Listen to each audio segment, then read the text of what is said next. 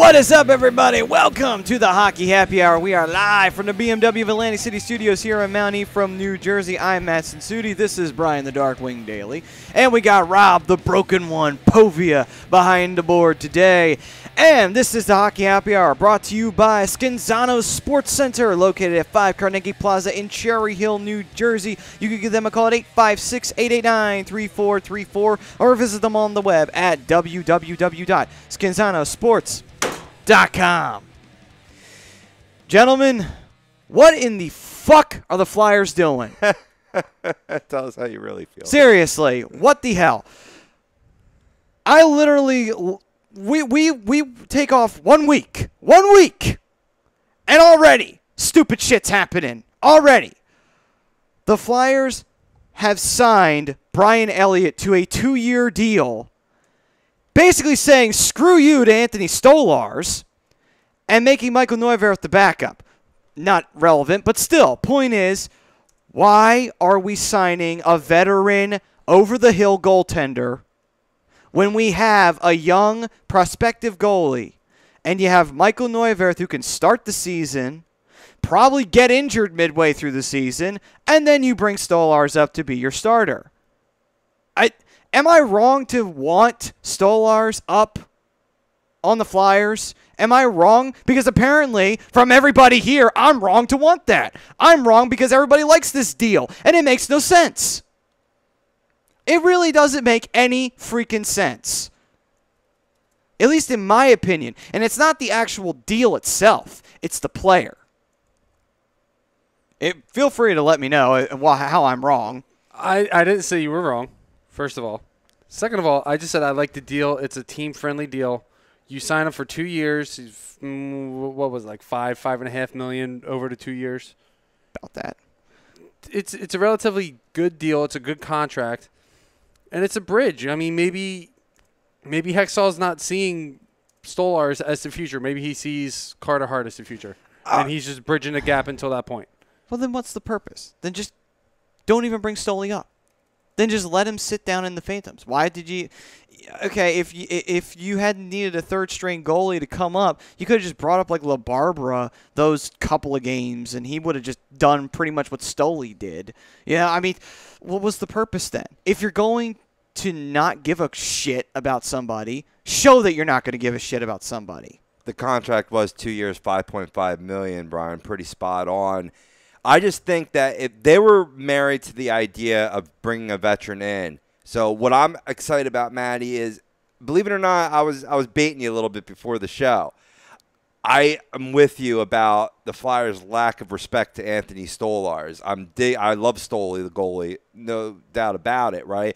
But I think they're married to bringing in a veteran guy to allow him time to come back from that sports hernia surgery. Maybe they might look to move Neuwirth, who they signed to a 2-year deal at the end of last season, to a very attractive contract that maybe wasn't attractive enough to the Golden Knights to select them in the expansion draft, but maybe working out a trade later on in the season, eventually having either Elliott your starter, or maybe even, what they really should do is put Stolarz in that starting crease and have Elliott a backup there to mentor him, provide that veteran leadership.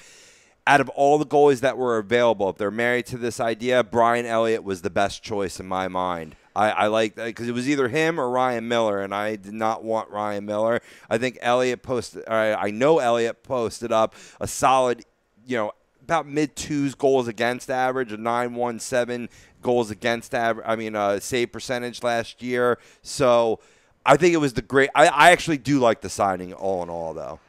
I guess we're just going to have to agree to disagree on that one. To me, it's a lack of respect, and to me, it's also a lack of willing to trust the young process to try and get the prospects ready to go. Again, you have Michael Neuwirth up there. He's here for a season. You might as well just have him be the starter for the time being, because it just seems like to me, if you're going to go out and sign Elliott, and yes, the deal isn't bad. It's a very, very team-friendly deal. But again, it's just like you could have just signed Steve Mason to that deal, for Christ's sake. And you could have just done that then if you were going to go this route. Yes, don't get me wrong, Brian Elliott, a little bit better than Steve Mason. But really, is he that much better than Steve Mason? I mean, to me, it just seems like, why? What is the purpose of this? You're just throwing that money around that you could have used to go to someplace else. And not only that, you're just making more and more waiting time for Stoli. And I get it. Stoli was hurt. Fine. But at the same time, you have Neuwirth. He could just start. That's fine. If worse comes to worse, if you got to go get another goalie during the season, you go get another goalie during the season. It just, to me, it just seems like a stupid idea. It's a lack of respect. I don't like the decision. We're trying to focus on youth, right? Sure. This ain't focusing on youth. This is focusing on, well, he's a proven goalie. It's like, bullshit. His best years are behind him. He's 32. His best years are still behind him. That's not His true. best years were in St. Louis. Don't tell me his best years were not in St. Louis. I'm not saying his best years weren't in St. Louis, but you can't judge his career based off of what happened in Calgary last year. No, I'm not basing it off of that. He still posted a 2.55 goals against. I'm not basing it off of that. I'm still basing it off of he's 32 years old. How much longer does he have left? I know he's not like almost 40, but still, once you hit 32, that's when you start getting a little suspect of goalies. And they're not all Marty Brodeur where they're going to play until they're 40, or Patrick Waugh where they're going to play till they're 40-something years old and still put up really good numbers. I mean, not all of them are like that. You got to get a little suspect here on 32 years old. Sure. I'm not with that. 32 years old, he's still considered in his prime. For a hockey goalie, yeah. I mean, okay, fine. You could say that, but again, he's on the longer end of the tooth, though. I mean, I'm Switzerland between you guys, maybe because I'm off camera. But but any of you out there, how do you feel? This is exactly what we asked you. What kind of impact will Brian Elliott make on the Philadelphia Flyers? A positive, B negative, C none at all. You can chime in on Facebook, vote on Twitter. We'll read your comments. We'll get to the results of the poll the Twitter poll, as some non-dyslexic people say, at the end of the show. But we'll talk more about Brian Elliott later on if we haven't talked about him enough already.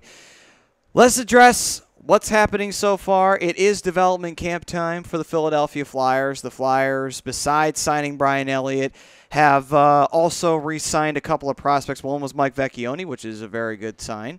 Beautiful. To go along with it, they did re-sign Jordan Wheel as well, which was expected. Even more beautiful. I didn't like the length. No? I think they could have gone a little longer with him. It's not so much the length as the girth. Yeah. I think Jordan Wheel's going to be a fantastic center in this league. I think he's going to be good for the Flyers, and just giving him 2 years. I mean, I know you don't have much, cap space to play around with, but another reason why signing Brian Elliott was a bad idea. But anyway, go on. Oh, me and Maddie, we're gonna have some fun today. Yes. I like the Vecchione signing. Obviously, he's another young, proven Hobie Baker Award winner. Played in union with Shane Gostisbehere. Yep. I like what the Flyers are doing so far. And they're not going out and wasting useless money on clogging up holes for some of these younger guys to come up, guys that have been in the system longer and that are more than ready to be NHL ready. Right, and that's what's the exciting part about. I mean, a lot of people don't get too excited about developmental camps, but this is a key one for the Flyers. This is really a way where the scouts, the upper brass of the Philadelphia Flyers can see who's ready to take that next step and join this team, because before they didn't have the holes to come up to the NHL. Now you certainly do. And one guy I want to see in the orange and black come opening night is Travis fucking Sanheim. If he's not on this team, I'm going right to Philadelphia and I'm shooting somebody. Arrest me now. Get me now. You got me on air, because that's going to happen, because he's ready. I want to see Samuel Morin. I want to see the two of them together, because they're pretty damn good pairing for the Phantoms. They got the open roster spots for him. And I think that's purposely why they let Nick Schultz walk. They let Michael Del Zotto walk. They traded Mark Streit, and I believe somebody else walked too. I can't remember who. Schultz? No, Schultz I got. Oh, you did say Schultz. I'm sorry. I'm trying to remember who the other one was, because they re-signed Brandon Manning. Maybe that's who I was thinking.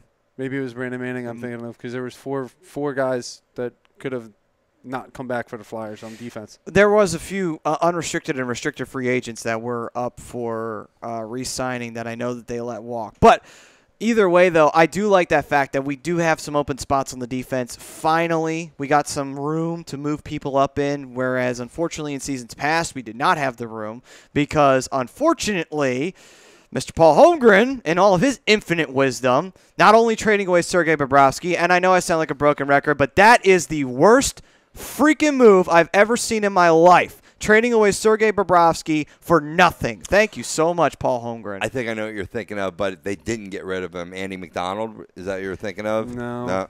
I wish. Yeah. I really wish. I think everybody in this room wishes that. But speaking of that, that's basically what I was getting to. Thank you for signing Andrew McDonald to the length that he has done. We all know that he is worth every single penny of the dollars he makes.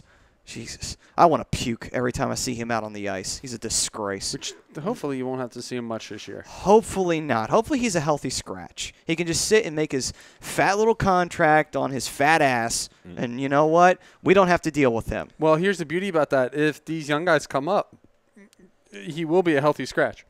Good. Seventh defenseman. Moran, Hogg. He'd be a valuable seventh defenseman, though. You would. You know what I mean? A guy that through injury he could come in cold from the upper boot and come in and play like an adequate defense. You know what I mean? Let's call it like it is. I mean, we do lambaste him for being terrible, and I'm not saying he's not terrible. He is terrible, but he's not that terrible. He's inconsistent. That's his problem. He's inconsistency is his problem. He'll come out. Right. He'll play a great game one or a great shift once. Come out and play a terrible one the next one. And I get it. You know, nobody's perfect. No one's going to ever have a perfect game. Wow. But Andy McDonald's inconsistency is really what kills me because he'll have a good overall game and then he'll have 3 or 4 bad ones to 2 good ones to and some bad another turnovers bad ones to boot to go along with it. That's his trademark that's bad turnovers. Unfortunately, that's everybody in the league. You know, everybody's going to have at least one. Well, yeah, but he has them like consistently. He's an habitual offender of doing bad turnovers. But anyway, so I want to play a game. The game will be Flyer or not Flyer. And basically, we're going to go through the development camp roster here and some of the key players, and we're going to ask, are they going to be a Flyer this year or are they not going to be a Flyer this year, in your honest opinion? This sounds fun. Yes, let's play a little armchair general manager here. And let's get started. Yes? Wait, hang on. Let me pull up the depth chart so I can see who's where. I'll buy some time, a couple comments while he's Go looking right that ahead. up. Yeah. I got Greg Milakovic, who's been guesting on AM and the PM on Wednesdays. He votes C. I'm hoping for C, none at all, because he's a Stolars guy, but it's probably A. He says Elliott's pretty solid. Agreed.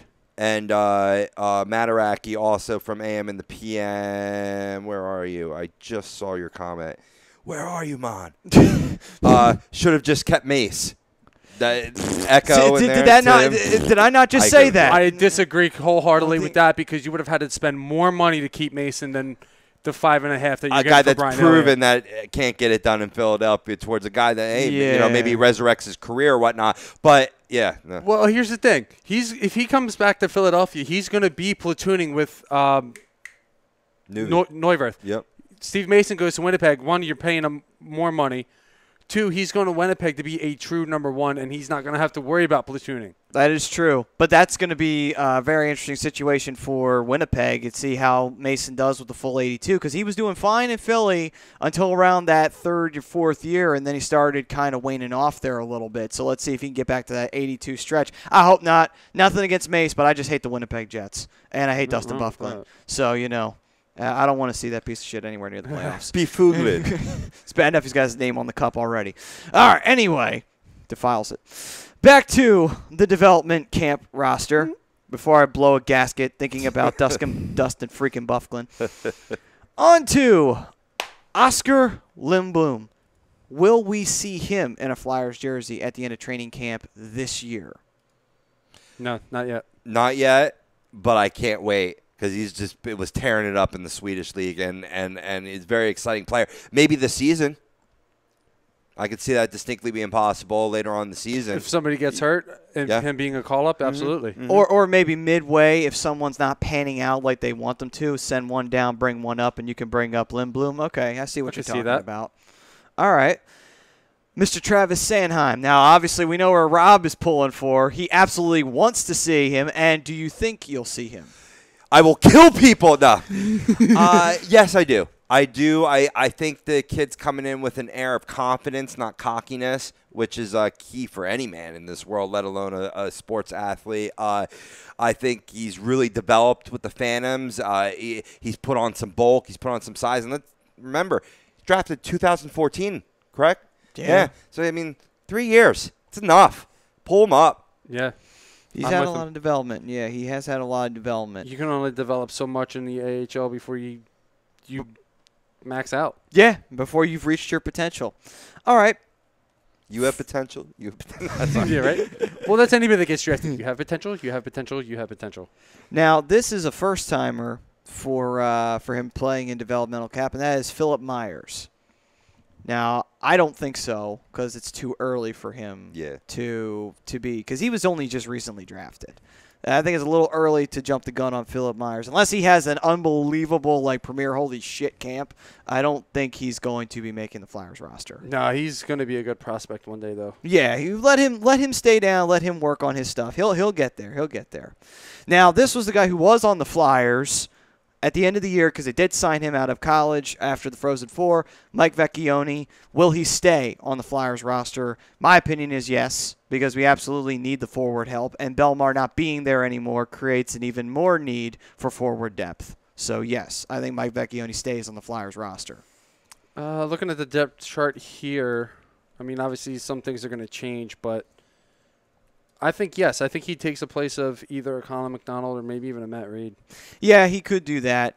That was who we were talking about. McDonald, Colin McDonald. That's who the Flyers didn't re-sign. Mm-hmm. Oh, he didn't re-sign. I don't think they re-signed Colin McDonald. I can find that out for sure. I don't think they did. We're trying to remember who that fourth person is. Bear with us. We'll figure it out eventually. We're all blind squirrels. We'll find the nut eventually. But anyway, moving on. Sounds terrible. But yeah, I think Mike Vecchione stays on the Flyers roster. Rob, you think Vecchione stays? He should, because a college player is a little bit more ready to go. Not only does he show good face-off, a higher percentage of face-off wins, he could also score. He could also score at a pretty good clip. I don't think he reached 30, but I want to say he had 28 goals last season with the Dutchman. And the only way he doesn't is if our recent, and I'm sure you'll get to this in a little bit, but I'm going to jump ahead. If Nolan Patrick wows everybody in this developmental camp leading into the training camp and makes this team, it might be a process of elimination. You can't carry so many centers. I mean, either way, that's why there's a healthy scratch. But I think if that would be the only way, he doesn't make it. But I do think he will. All right, then. So we got that one on there. Next up is Morgan Frost. Nah, unless he has another great camp. Unless he has a great first camp, I don't think that. He just got drafted. So I think Frost is not going to make the Flyers on his first try. He wasn't the first overall drafted from us. I mean, Nolan Patrick's the one who's the most likely out of the most recent draft picks to make opening night roster. I don't think Frost is going to. No offense to Frost. He's got potential, but I think he'll need to mature. He just needs to stay down in the Phantoms and stay frosty. A year. I give him a year. A year? All right, that's good. I'm giving him 1 year. You giving him 1 year? All right. Other new one, Tanner Lachinsky. Again, I think that's a little early for him to immediately jump onto the roster again. Another guy who got drafted not all that long ago from the Flyers. So it's just, I don't know. They're kind of the guys who are a little too early to jump the gun on. And then maybe I'm wrong. Maybe they'll come out and blow everybody away. But we'll see.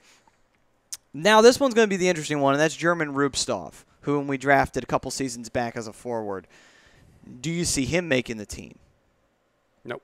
No? Not yet. Another year or two, I think German will. Again, you also got to keep in mind, there's still a bunch of guys on this roster here that are under contract for another year or two and are just waiting for open space. Yeah, true. But, yeah. All right, so we got that. I don't think he'll ever. He's not been performing well. You know, from what I've seen, I mean, I haven't seen a lot. I'll be honest with you, but he was a guy that I really liked when they picked him, but I just don't think that his game's going to translate to the NHL. I don't think correct me if I'm wrong, he's not the biggest of guys. And if you're not one of the biggest of guys, then you got to come with speed, and I don't think he has that either. He's 6'1", 187 pounds. Right, that's what it is. I mean, he's got the height, certainly, but he's just, you know, unless he puts on some muscle. And, you know, I mean, he's young enough still, too, you know. But, I mean, to answer your question, though, Matty, no, I don't think he'll make it this year. All right, then. And then we have Wade Allison, another guy who's newer. So I don't really expect him to make. Mark Friedman as well. These are the two guys I don't expect them to make the team. They got there's big expectation behind Wade Allison. So there is. Hopefully within the next year or two he can get up to this roster, maybe even another third year. Yeah. We'll see. Possibly. Now, this one's a long shot, and that's Carter Hart. I mean, obviously, we still need to get him to have full seasons, I would have to say, in the Phantoms before I think we're really comfortable with him coming up and being a NHL pro at this time.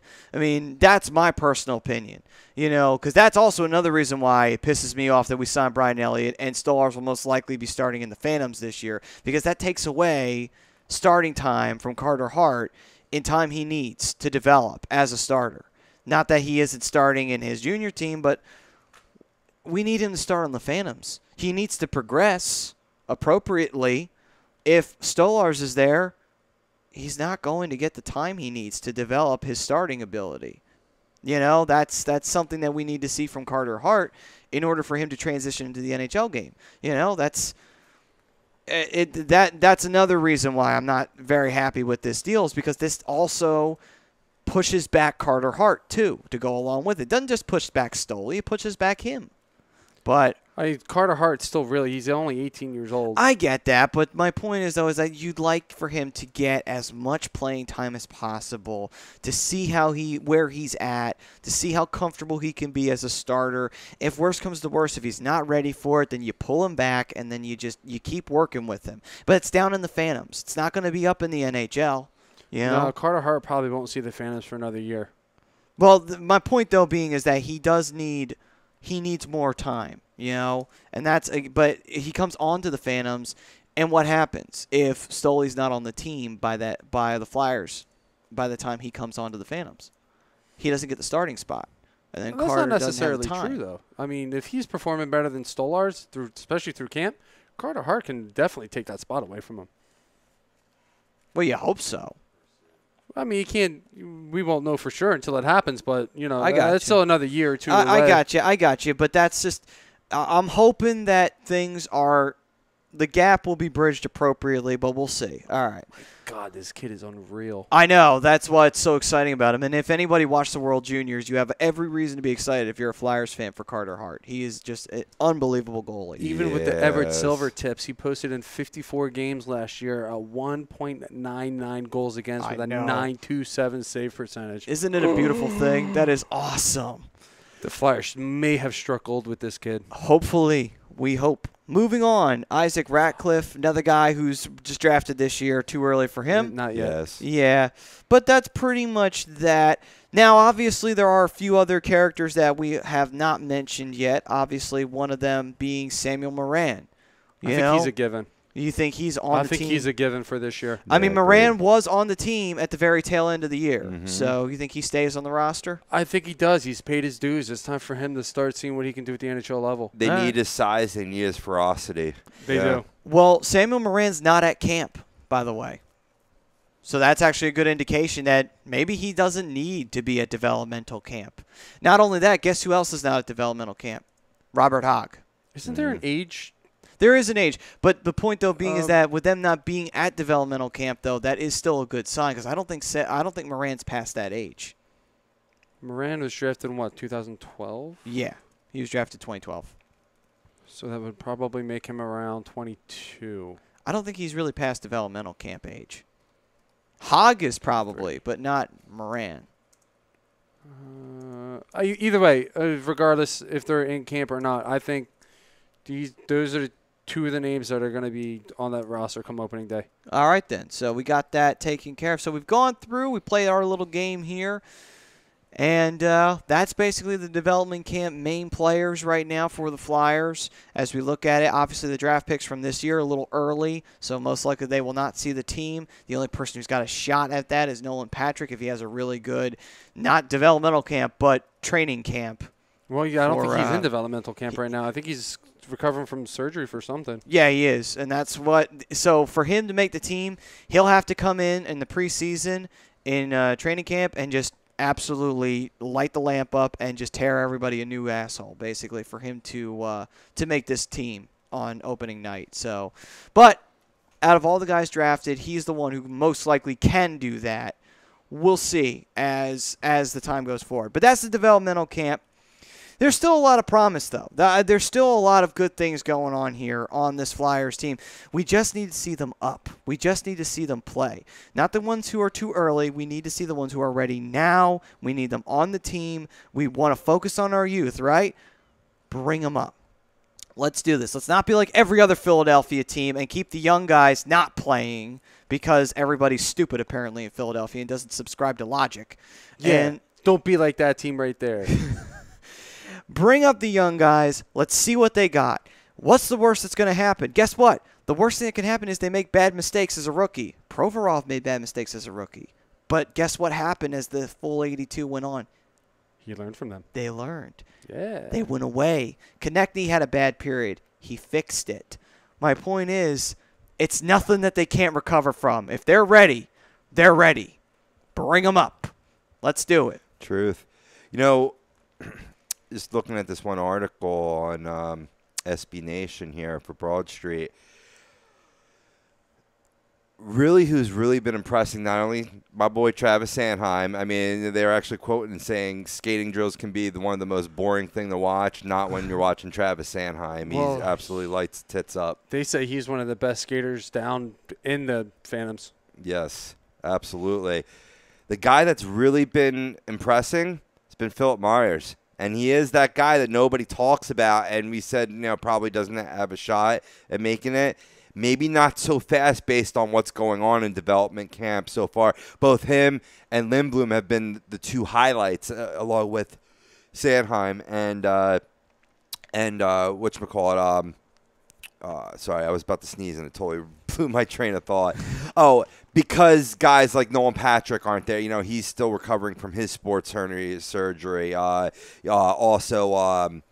Provorov not being there, Moran and Hogg not being there, as you mentioned before, or whatnot. So it allows some of our deep guys to really come up and shine.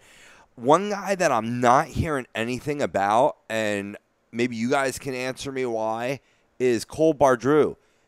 Where has he gone? Nobody talks about this guy, and this is a guy that I've watched live and has really impressed me, not only for his play but his leadership. I'm just not hearing anything about him at this point. I haven't heard anything about him either. Yeah, me neither. He's been a ghost. He's been MIA for the better part of the season. Let me see if I can pull something up here. Yeah, it's very, very. We might have to hit that up on the other side, get a little Cole Bardreau report, man, because I don't know. He's got that arrogance about him that we haven't had since Scotty Hart now. You know what I mean? I found it. Yeah. Cole Bardreau continues to come back from fractured neck. Oh, well, that would be that would explain everything there we go. Right there. Sorry for my density there, folks. I was not aware of that situation. Neither was I. So it's not the lack of faith, it's the lack of health. So hopefully he'll recover fast and he'll be able to pick his game up where he left off. That might take a little bit, though, if he's got a fractured neck for him to get back, because it's going to take a little bit for him to get into physical therapy. One would think. So it's going to – Get well soon, man. We may not see Cole Bardreau for a little while, to say the least. Yeah. All right. So that is our developmental camp report. Feel free to let us know who you think could be a key player for the Flyers as a prospect, who you think will make the opening night roster. Feel free to let us know on YouTube, let us know on Facebook. There's a couple of avenues to reach us.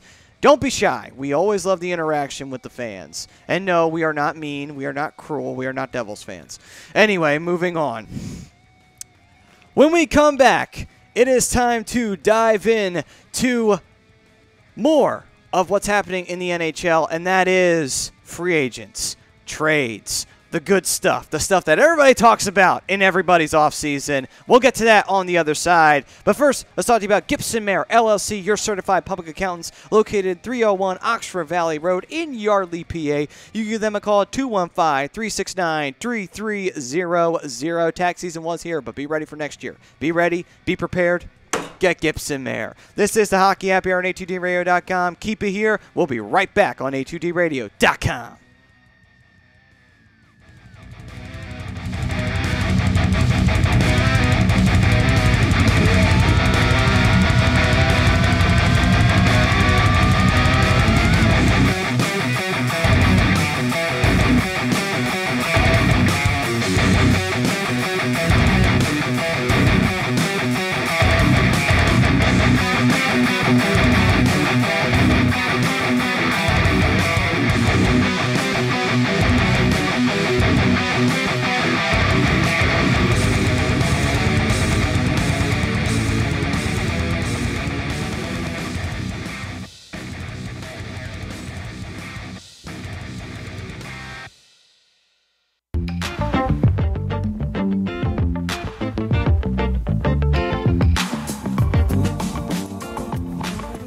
A2DRadio.com is sponsored by The Sports Outlet for all your sporting needs. Located 703 Black Horse Pike in Glendora, New Jersey. Give them a call at 856-939-2030 or email them at sportsoutletnj@comcast.net or visit them on the web at www.sportsoutletinc.com for all your sporting needs. The Sports Outlet.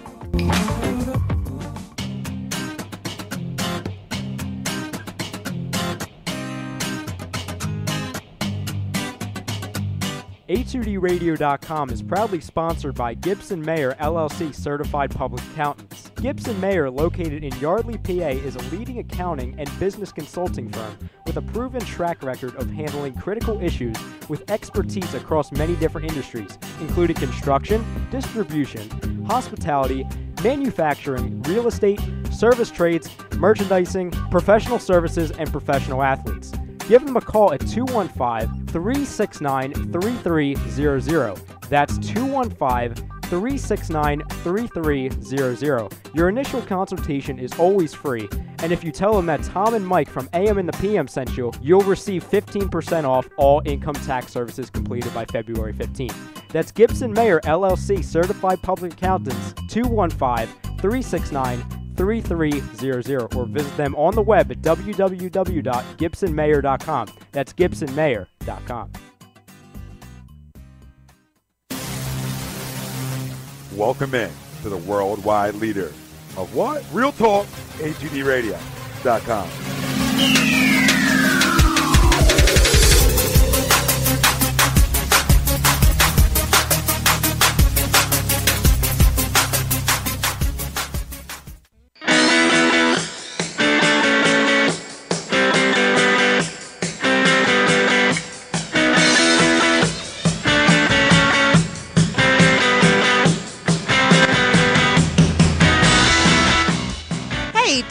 Get your skills in shape, then contact the Scanzano Sports Center, located at 5 Carnegie Plaza in Cherry Hill, New Jersey. You can give them a call at 856-889-3434 or visit them on the web at www.scanzanosports.com. John Scanzano offers individual, semi-private, and team training lessons in hitting, pitching, catching, outfield, along with turf rentals. The Scanzano Sports Center is equipped with a 31,000 square foot indoor facility, 4 batting cages, and a 4,000 square foot strengthening and conditioning room. So what are you waiting for? Contact the Scanzano Sports Center today.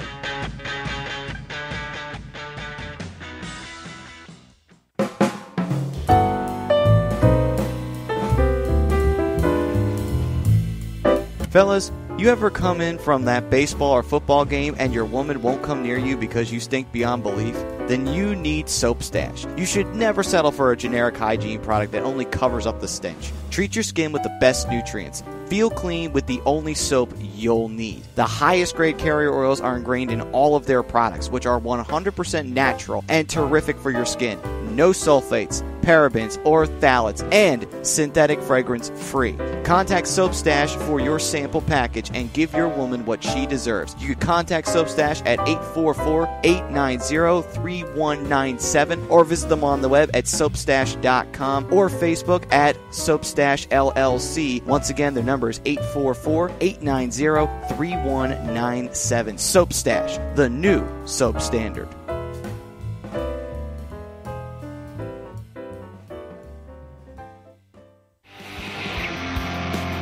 You're listening to the Hockey Happy Hour, only on A2DRadio.com.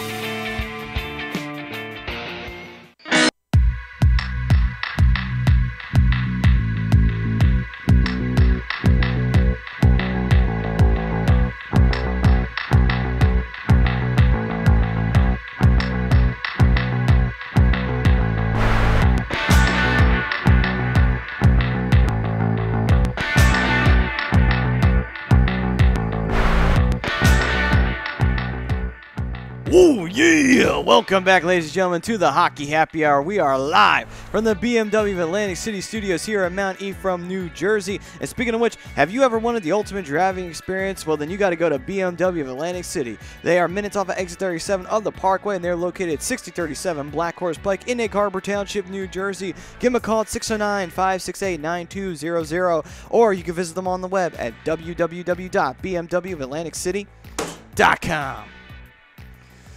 All right, so I had my heated discussion about Brian Elliott, and we went into the Flyers development camp.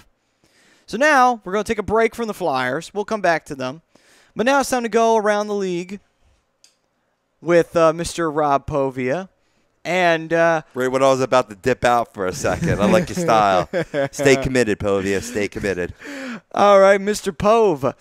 What do we have in around the league? You know, I'm going to go with one and one only, and it's the biggest, I'm coming off a vacation, so there was a few other transactions that I think we will get to in terms of free agency. Probably. But the biggest one that I think, and the most important one for the Tampa Bay Lightning, was re-signing for Tyler Johnson to a 7-year contract with an average annual value of $5 million, which I think is pennies on a dollar for the talent that you're keeping, and you're also keeping the potentiality of the triplets line together. So Yep. definitely a great signing by the Tampa Bay Lightning.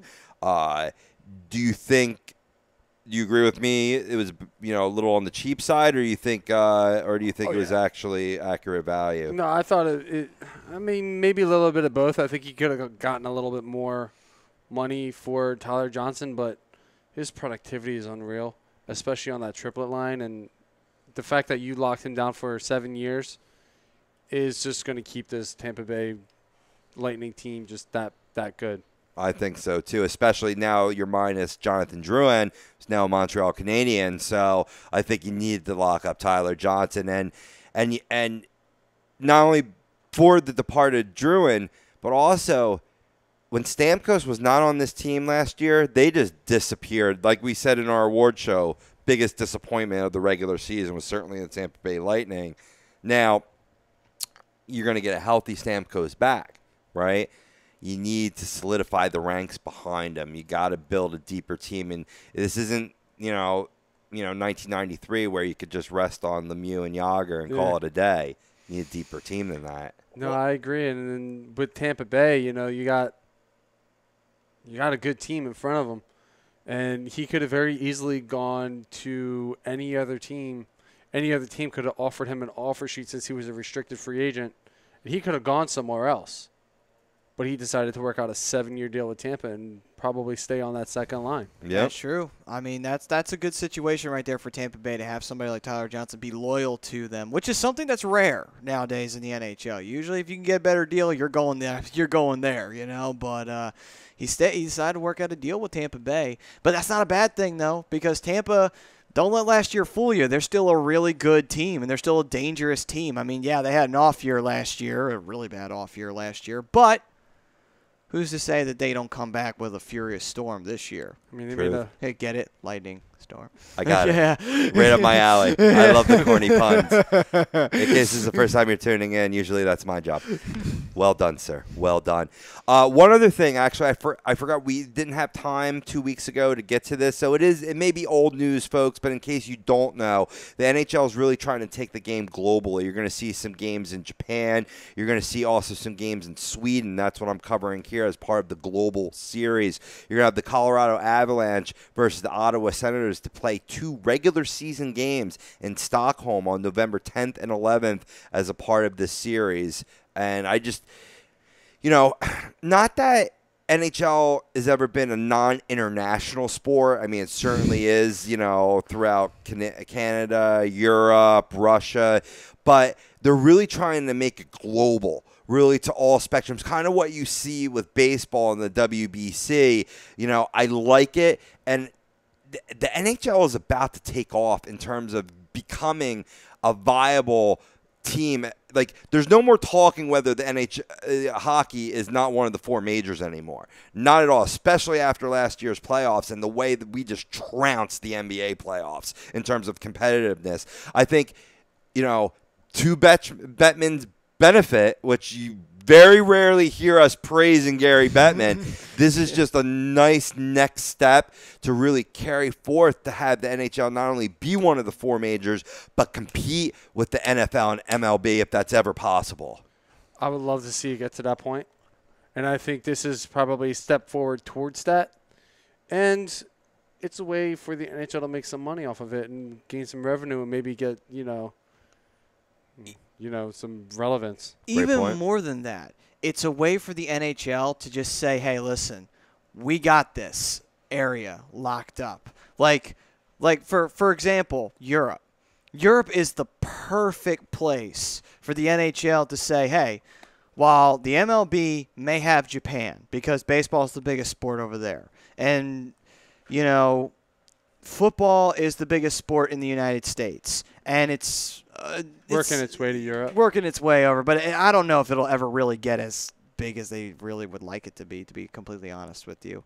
And then basketball is a big sport, but it's big in only certain areas. Like, it's big in China. It's big in, Spain and places like that. Argentina also apparently has a really good team. But those areas are basketball. NHL could say Europe's our territory. Because think about it. Half of Eastern Europe plays in the NHL already. I mean, how many players are Czech? How many players are Russian? How many players are Swedish, Finnish? There's even some Norwegians, Matt Zuccarello, who's currently in the NHL. There's a bunch of German players, too, that are coming around. And Swiss. Belmar was French. And yeah, I mean, I get it. Streit was from Austria. There's just that huge encompass right there where you could say Europe will be our turf. And the NHL can make their global stance there where Europe's ours. No one else could take Europe. You may not take Spain or something like that, or maybe Italy, but you can take Sweden, Finland, Norway, Denmark, Germany, Austria, France. You could take any of those places. You could take Russia. You've already got Russia. You got already the Czech Republic and Slovakia, Slovenia, and all those places. But you could take more of them, and you can make hockey the biggest sport there. That's where the NHL can carve that out for them. Now, it's great that they're having something over in Japan. That's a little hard sell, though, in Japan. Hockey is really not big over there. That's kind of like baseball over there. That's the big sport. So MLB will always kind of have a grip on Japan in that kind of area. But I think we could actually see a huge growth in Japan. If we could, it'd be really great. It'd be really exciting to see hockey grow in Japan and maybe see a very competitive Japanese squad in the future in Olympic Games and such like that. I mean, I'm pretty sure there are Japanese ice hockey leagues over there. There are. There's the Asia Hockey League that's over there. It's actually tied in with China because there's one team in China. But still, point is, though, is that if you continue to expand, who knows? Possibilities. Exactly. They had the Winter Games there one year, and they had hockey there, and that did well. So that's why I'm all for this. Grow the game. Get more people, to notice the sport and see how great it is. Absolutely. Quick aside, we got our most intelligent, very beautiful Adrienne Barrett chiming in, so I want to get to her comment real quick. She goes with C. in terms of what impact will Brian Elliott make on the Flyers, being none at all. She goes on and states that he's a placeholder until Hextall is ready to bring up younger goalies, as we were mentioning before. She said also the fourth person that you might have been thinking of, Brian Vandevelde. Vandevelde? I know Brian said defenseman, but he's an unrestricted free agent as well. But yeah, No, but it I don't wasn't think. But I don't Vandevelde. think they re-signed Vandevelde. No, he's still out there. Yeah, so she is correct. Vandevelde was not re-signed. That wasn't it. I don't know. So I'll that come up with it also eventually. kills anybody thinking that Haxtell wants to bring in nothing but fighting Sioux because Vandevelde used to play for North Dakota. But anyway. Vespi goes, I know I'm late to the combo, but I see Brian Elliott as a Band-Aid. Carter Hart will be up within a year or two, so he's more Wow, he's up on the Carter Hart train. Right, which understandable. He may be the most talented guy. I mean, there's got to be a reason why Stoley's not just being given the reins. I mean, I say it's because of the sports hernia surgery, but even if he was healthy, I think they might have been doing the same thing here. I think Carter Hart's in a Flyers jersey by 22. Yeah? So I'm with Frank. About 2 years. So you think we've got a Johnny Quick or Johnny Gibby on our hand, basically, where he's young and he's on the team? He looked great in the junior IH championship. He did. IHF. Yeah.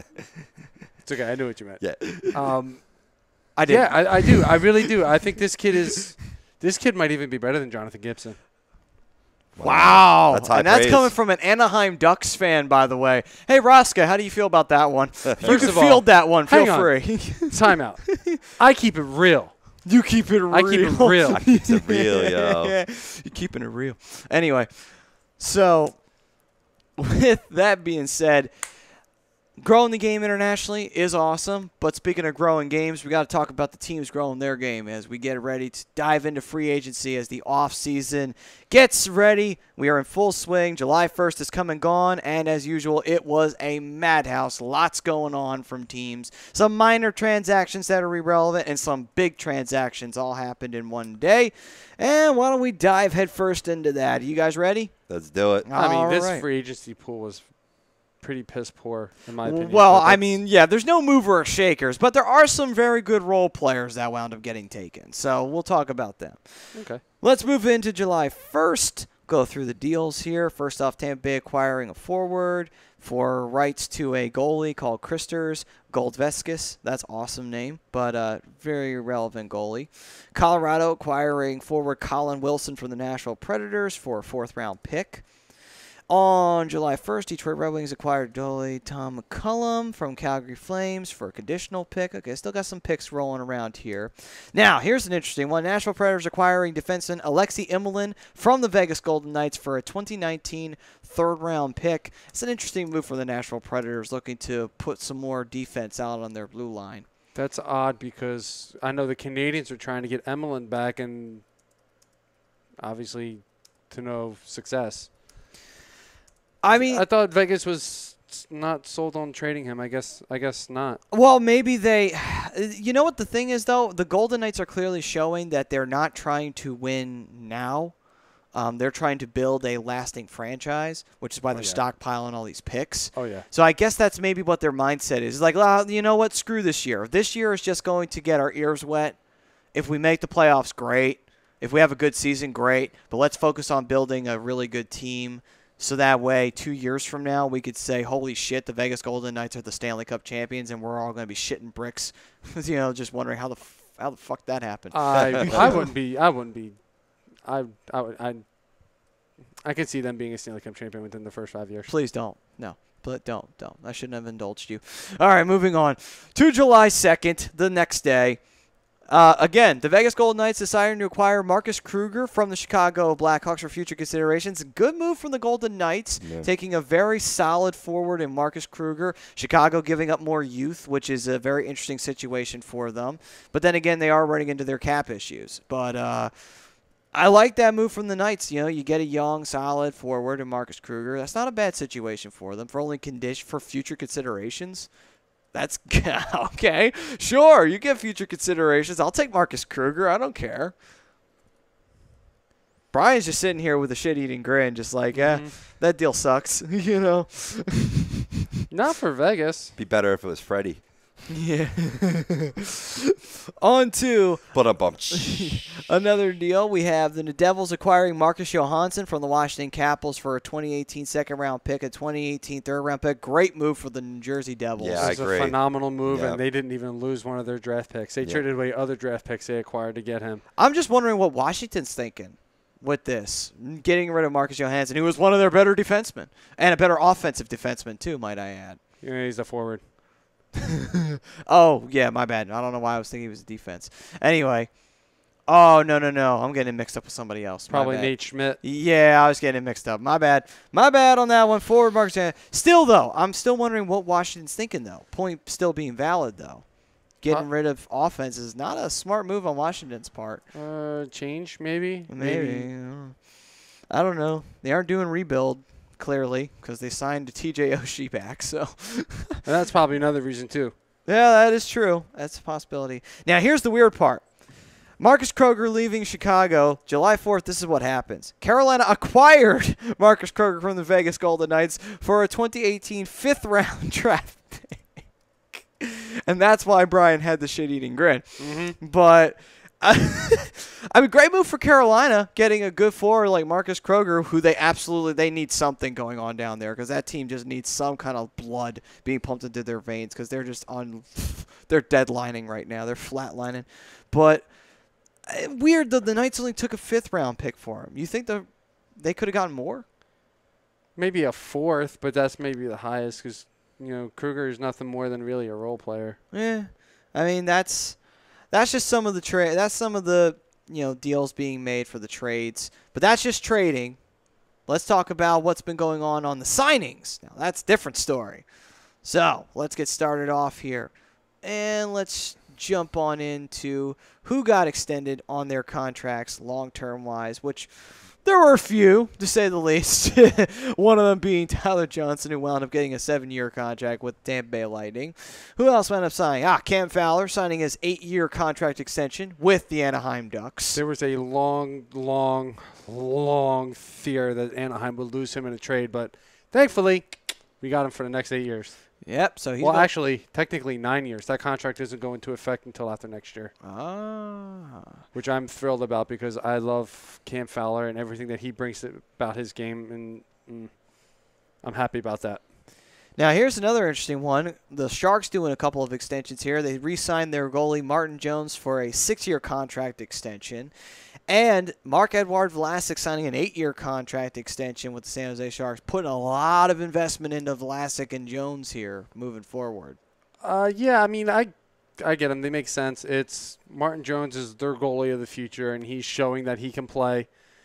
And Vlasic, you'd be dumb not to sign him. No, that's true. Vlasic's been one of the key players for San Jose for the better part of like the last 3, 4, 5 years. So be stupid to trade him. Moving on, Carey Price signing an 8-year extension with Montreal. I don't think that was a surprise in any shape or form that Price wound up getting extended by Montreal. I kind of was at this point, but him spending his career in Montreal is no surprise. Now, another one that's real no shocker, Connor McDavid signing an 8-year, $100 million extension with the Edmonton Oilers. Do you think he could have gotten more money? I think he could have. I think he could have gotten $150 million, personally. Maybe $200. Do you know the story behind this? Mm-mm. No? He was offered more money. He took less money to make sure that Leon Draisaitl is going to get a contract with Edmonton. Yeah. My opinion of Mr. McDavid just went up tenfold. Right. That's very selfless, and hey, that's what more athletes should do, or maybe take backloaded contracts, right, to bring a championship to your team, to your organization. He the original deal, from what I understood, was supposed to be like 8 years, where his cap hit was going to be more than Sidney Crosby's. So I think it would be somewhere around like 13 and a half. Yeah. Was the original deal, or at least the original details that were released early. But clearly he took less money to, make sure that Draisaitl stays in Edmonton when his That's awesome. extension time comes. And it's smart, too. You keep your key players in Edmonton, and before you know, you're competing for a Stanley Cup. That's just a brilliant move on his part, too, to go along with it. Absolutely. Very selfless. Now, moving on, Nail Yakupov signed a 1-year contract with the Colorado Avalanche. You know, Avalanche, if you wanted to rebuild your team, that's not the player you do it with. I'm just saying. Anyway, let's move on. I mean, I like to move for Colorado. It could be rebirth for Yakupov, who needs something. He's a former number 1 overall pick, and as of right now, he's a bust. Well, speaking of players that got re-signed on other teams that are interesting, Alex Hemsky agreeing to a 1-year deal with the Canadiens, which is interesting considering his age. But what do you think he's trying to be on a team that can go win a Stanley Cup? I think that's what he's trying to do. I think he's trying to win before he calls it quits. I got you. All right, well, that makes sense. All right, and obviously Yager is still available, in case anyone was wondering. He's still available, folks. He has not re-signed with the Florida Panthers. I'm going to sign him to be my wingman because he can pull in the tail like nobody's business. And Florida has no business or no interest in re-signing him at all. Well, I don't really think he wants to go back anyway with a team like that. So it's not a bad team, but moving on, Alexander Radulov signing a 5-year contract with the Stars. That's actually an interesting deal on their part. What do you think about that move? I mean, I like it for Dallas. It adds a little bit of scoring depth that they need, and Radulov obviously wasn't going to get the contract he wanted in Montreal.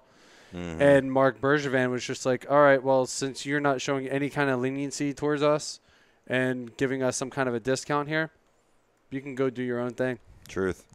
That's true. That's true. Now, here's one that was interesting. Joe Thornton showing loyalty beyond loyalty, deciding to agree to a 1-year contract with the San Jose Sharks, and only getting $8 million out of that too. Only $8 million. Yeah, right. Only $8 million. But so, I was surprised that Joe stayed. You know, I mean, don't get me wrong. I know he spent 90% of his career in San Jose. The other part he spent in Boston, and I still think Boston should probably be kicking themselves. Albeit they won a cup in 2011, so I don't know how much they should be that they got rid of him. Right. Probably would have won one earlier, though, if they kept him. But, I mean, Joe Thornton being on this team and signing one more year, that's amazing. Like, him staying as loyal as he possibly can to San Jose Sharks. I mean, he's not staying on a sinking ship, so that's the thing. I don't think it's loyalty that had him go back to San Jose. I don't think they wanted to give him the money that he wanted. Right. I think it turned out to be a money issue versus wanting to win. I mean, possible. Now, someone who didn't stay on the San Jose Sharks, the man, the pride and joy of the San Jose Sharks, Mr. Patrick Marleau, who left to go to the Toronto Maple Leafs.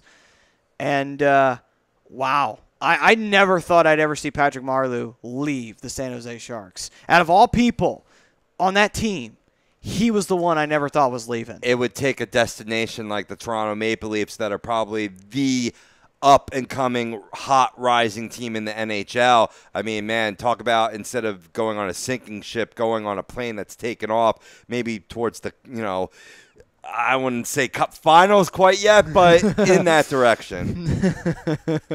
That's great, man. But here's his career stats so far. Here's what he's racked up since he was drafted at number 2 in '97. He has had 1,493. 1,493 he has in games played.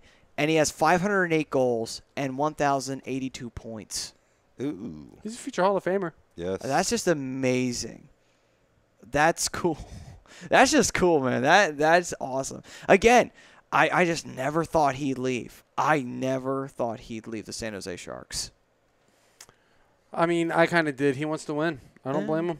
I mean, he signed a 3-year deal, so he's got more than enough time for the Toronto Maple Leafs to win. It's not like it's a one-shot Johnny deal right here. He's got a real big chance of possibly winning a Stanley Cup out in Toronto. I think he does. And with the team that's built around him in Toronto, he's only going to add to, the offense. Because he's still productive at his age.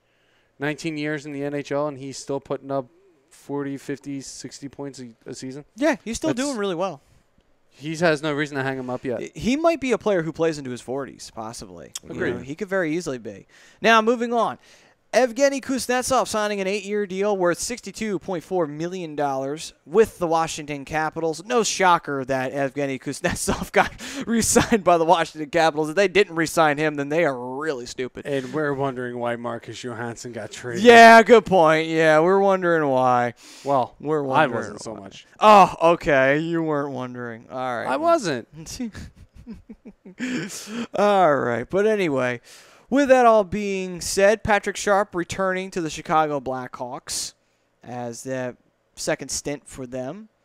I think Chicago is trying to rebuild the chemistry that they had when they won the Cups before. Yeah. I think that's why they bring him in. Yeah, that is a possibility. I mean, not a bad idea. You know, I can't hurt. Anything's better than what happened last year when you got absolutely crushed out of the playoffs. So, I mean, I'm not against it 100% for Chicago. Now, here's something that's interesting. The Pittsburgh Penguins, the defending Stanley Cup champions, anybody who's thinking that they're three-peating this year, I think we could take that and chuck it because Chris Kunitz is coming back. He's going to Tampa Bay. Nick Bonino's not coming back either. Few players are leaving. Trevor Daley's leaving too. I'm sorry. That's starting to make those three-peat options look a little gloomy right now. Just saying. Some role players are leaving. And Chris Kunitz is a clutch player, by the way. Chris Kunitz was a clutch player, and he's going to Tampa Bay on a one-year deal, and I think Tampa Bay made a smart move signing him. They signed him cheap. They did. Signed him for only $2 million for 1 year. That's cheap. Very, very cheap. And I think this is going to be Kunitz's, I'm either going to win with Tampa. I shouldn't say it's going to be. It could be Kunitz is going to Tampa to win a cup in Tampa, or he's going to retire at the end of the year.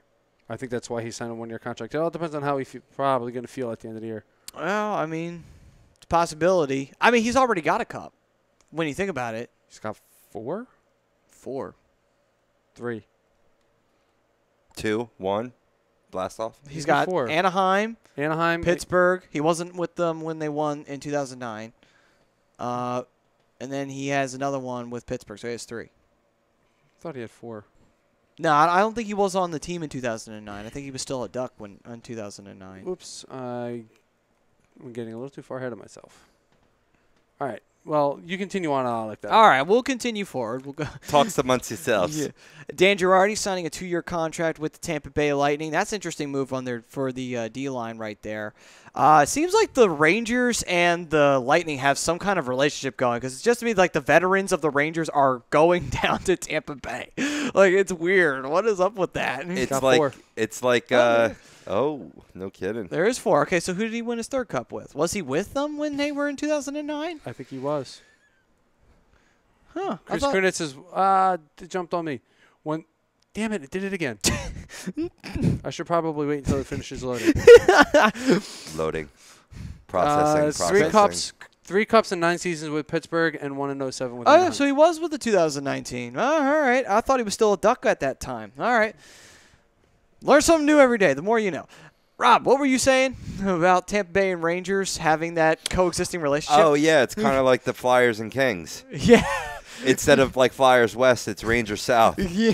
It's where, hey, a lot of New Yorkers go to Florida. You know what I mean? When they're old as mud like Girardi. Yeah. And don't they go to Boca? Or Little Boca, yeah. Like Junior Soprano going to Boca. No, you know what's funny is that I could actually see that because Ryan Callahan went from the Rangers to the Lightning. Yes, he did. Marty St. Louis went from the Lightning to the Rangers. Yes. Yep. James Girardi went from the Rangers to the Lightning. Brian Boyle. Yeah. Yeah. Yep. Yeah. I see that. There's coexistence here. Wow. And in the end, I mean, Rangers want to get younger specifically on that blue line, so addition by subtraction. Yep. And Curtis McElhinney signing a 2-year deal with the Toronto Maple Leafs. Solid backup, so definitely not Big a problem fan. right there. I mean, they're going to be blessed, man. Him and Garrett Sparks, I believe. Yeah. He's a very talented guy. These are 2 guys that, in fantasy hockey, are really under-the-radar guys that can help you out in goaltending. Yeah, McElhinney more than Sparks because I got a funny feeling Sparks is going to be playing for St. Pat's. Yeah. Oh, yeah. Yeah. He's the developmental guy. He's their Anthony Stolars. Yeah. Yep. And while they have Freddie Anderson, there's going to be no chance of Sparks playing unless McElhinney gets hurt. Yeah, or sure. Anderson gets hurt. Sure. moving forward, Darcy Kumper, speaking of guys who are backups, stayed with the Wild for 5 years. Now he's going to go to the Kings. That's actually not bad for the Kings. Sure is up a goaltending tandem with him and Quick. He'll never see a day on the ice, but He's another one that's a good backup to have, especially for a guy like Jonathan Quick. Quickie got banged up game 1 last year or whatnot. Might be more of a sign of things to come. Possibly. Kyle Quincy agreeing to a 1-year deal with the Minnesota Wild, leaving the Columbus Blue Jackets. Are you sure you want to do that? Nothing against Minnesota, but they went cold at the end of the year. But you know what? Columbus did too. Never mind. Columbus did as well. They're both just as guilty as the other. It's cold as ice. So maybe he shouldn't have gone from one team that gets cold at the end of the year to another team that gets cold at the end of the year. Maybe he should have just gone to another team that actually has playoff cred. Whoever was willing to pay the money, you know what I mean? Yeah. That's the bottom line. I don't think Columbus was, so moves on to the Minnesota Wild. I mean, I think he originally got to start with the Detroit Red Wings. Is that correct? Yeah, he did. Played for the Red Wings for he's a a long solid player, though. He's definitely a character guy. Yeah, he Agreed. is. He is. He's a vet. He's definitely worth having. Speaking of veterans, at 35 years old, going back to the team that started him, Mr. Scotty Hartnell leaving the Columbus Blue Jackets, going back home to Nashville where he started. If he went into the Hall of Fame, which he never will, he'd be, though, remembered as a Flyer. I think we can safely say that, I would have to say. He'd get in the Hall of Fame as an agitator. One of the best in the business. Yes, absolutely. He's right up there with, as much as we don't like him, Claude Lemieux was a huge instigator. That's one thing, the way style of his play always did remind me of him, and it was like, it's good to have a guy like that on your side. It is, yeah. Get the other team undisciplined, and all that junk. Yep, and we'll talk about more about this free agent stuff that's going on, ladies and gentlemen. This is just the beginning. There's still plenty more that has happened, and we'll get into all that on the other side. But first, we'll talk to you about Liberty Event Rentals. They're located at 2154 East Cambridge Street in Philadelphia, Pennsylvania. You can give them a call at 267-314-7368. They got tables, chairs, tents, linens, anything for your party or event needs. We have passed the 4th of July, but, what holidays are coming up? I forget. There's nothing in August. No, next one is, I believe, is Halloween. Or Labor Day. Labor Day. Thank you. If you want to do a Labor Day party, or if you just want to have a good old summer banger, there's nothing wrong with calling Liberty Event Rentals to set you up. Just in case there's rain, you can still have the event at the end of the day. So, that's Liberty Event Rentals. And don't forget, you can reach them online at www.libertyeventRentals.com. This is the Hockey Happy Hour on A2DRadio.com. We'll be right back with more hockey action right after this.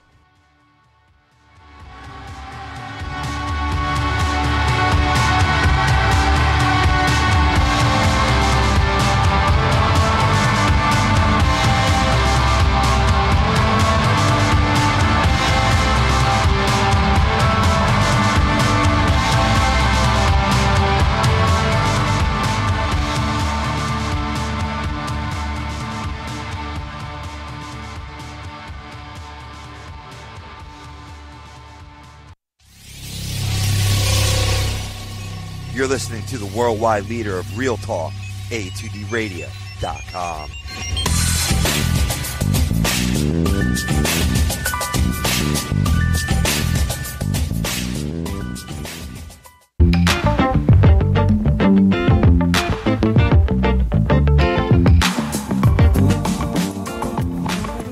A2DRadio.com is sponsored by The Sports Outlet for all your sporting needs. Located at 703 Black Horse Pike in Glendora, New Jersey. Give them a call at 856-939-2030 or email them at sportsoutletnj@comcast.net or visit them on the web at www.sportsoutletinc.com for all your sporting needs. The Sports Outlet.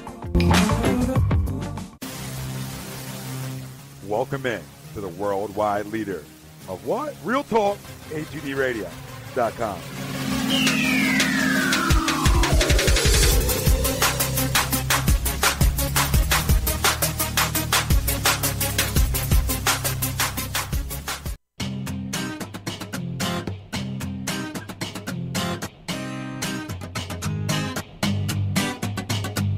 A2DRadio.com is proudly sponsored by Gibson Mayer LLC Certified Public Accountants. Gibson Mayer, located in Yardley, PA, is a leading accounting and business consulting firm with a proven track record of handling critical issues with expertise across many different industries, including construction, distribution, hospitality, manufacturing, real estate, service trades, merchandising, professional services, and professional athletes. Give them a call at 215-369-3300. That's 215-369-3300. Your initial consultation is always free, and if you tell them that Tom and Mike from AM and the PM sent you, you'll receive 15% off all income tax services completed by February 15th. That's Gibson Mayer, LLC, Certified Public Accountants, 215-369-3300, or visit them on the web at www.gibsonmayer.com. That's gibsonmayer.com.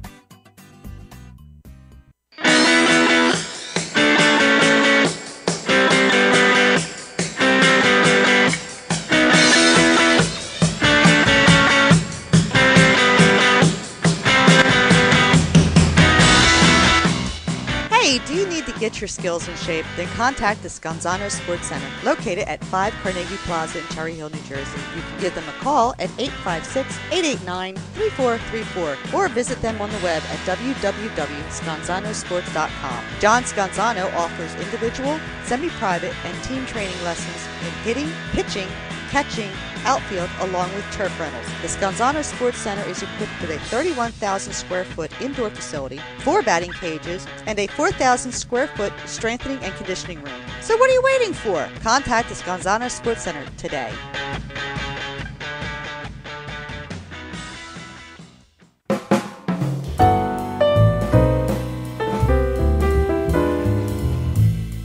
Fellas, you ever come in from that baseball or football game and your woman won't come near you because you stink beyond belief? Then you need Soap Stash. You should never settle for a generic hygiene product that only covers up the stench. Treat your skin with the best nutrients. Feel clean with the only soap you'll need. The highest grade carrier oils are ingrained in all of their products, which are 100% natural and terrific for your skin.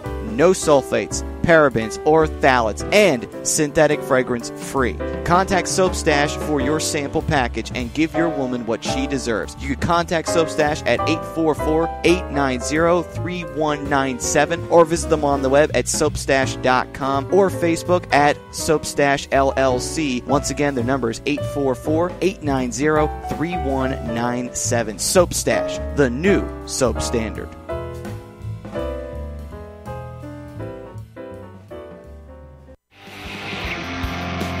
You're listening to the Hockey Happy Hour, only on A2DRadio.com.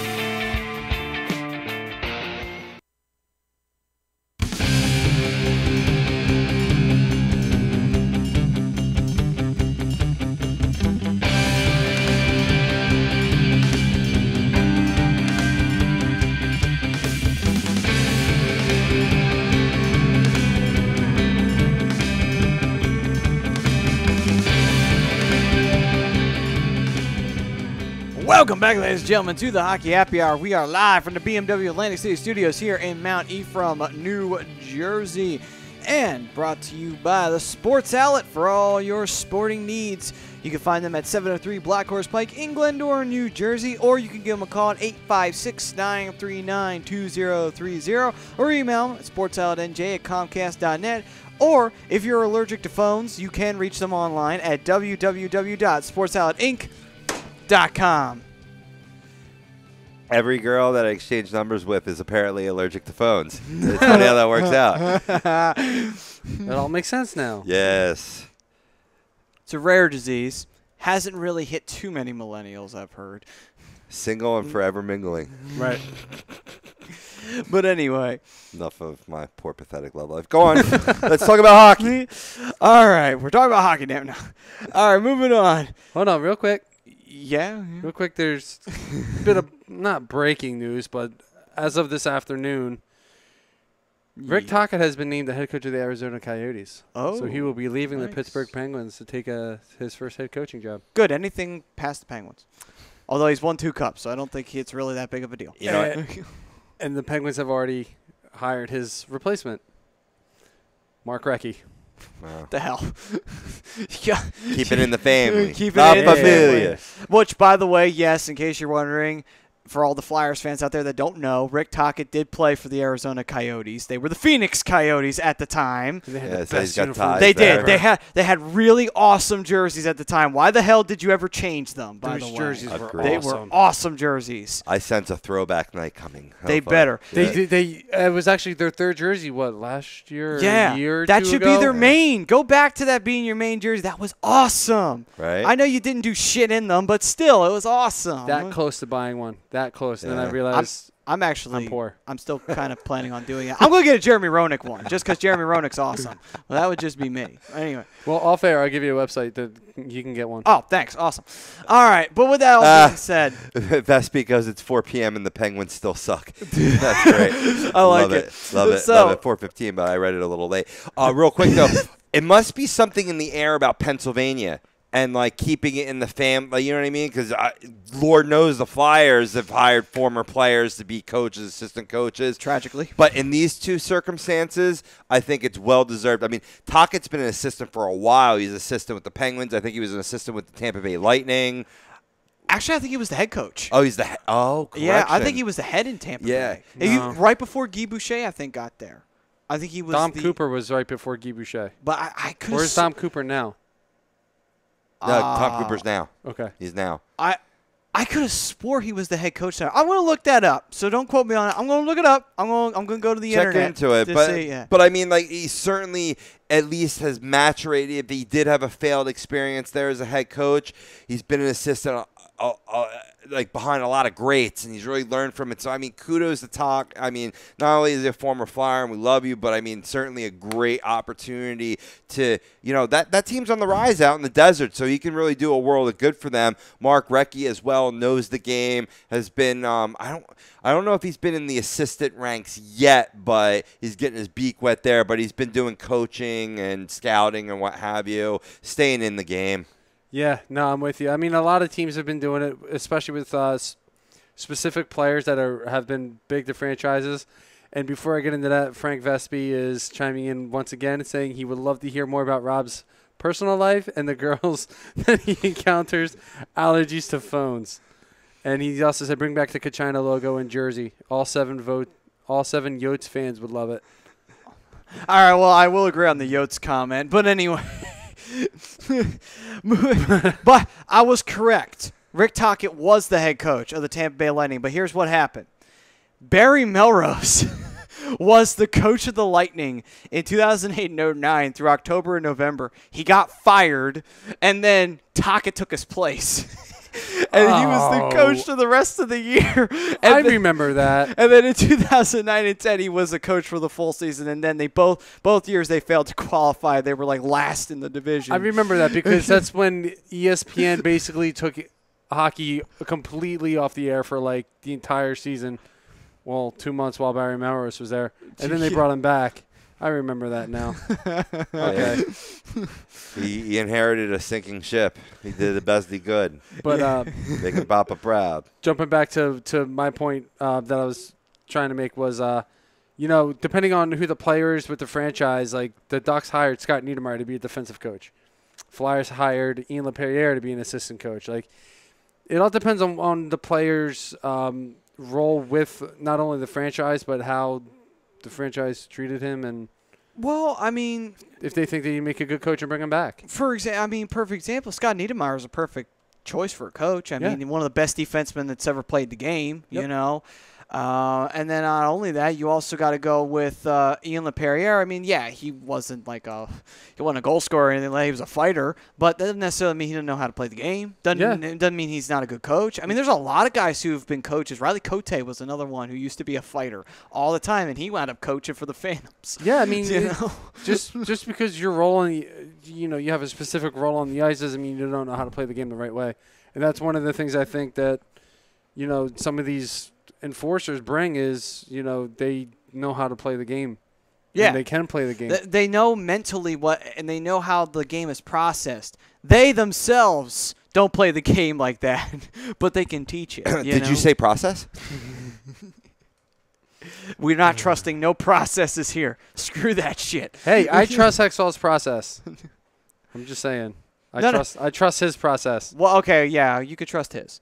All right.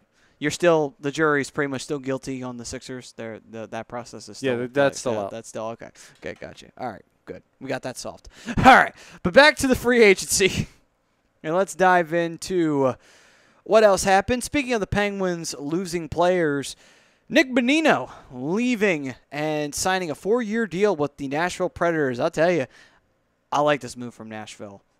It's not a bad move to get Nick Bonino. No, it's not a bad move at all. I like Nick Bonino. I kind of wanted him to come back to Anaheim, as so did. Well, of course you did.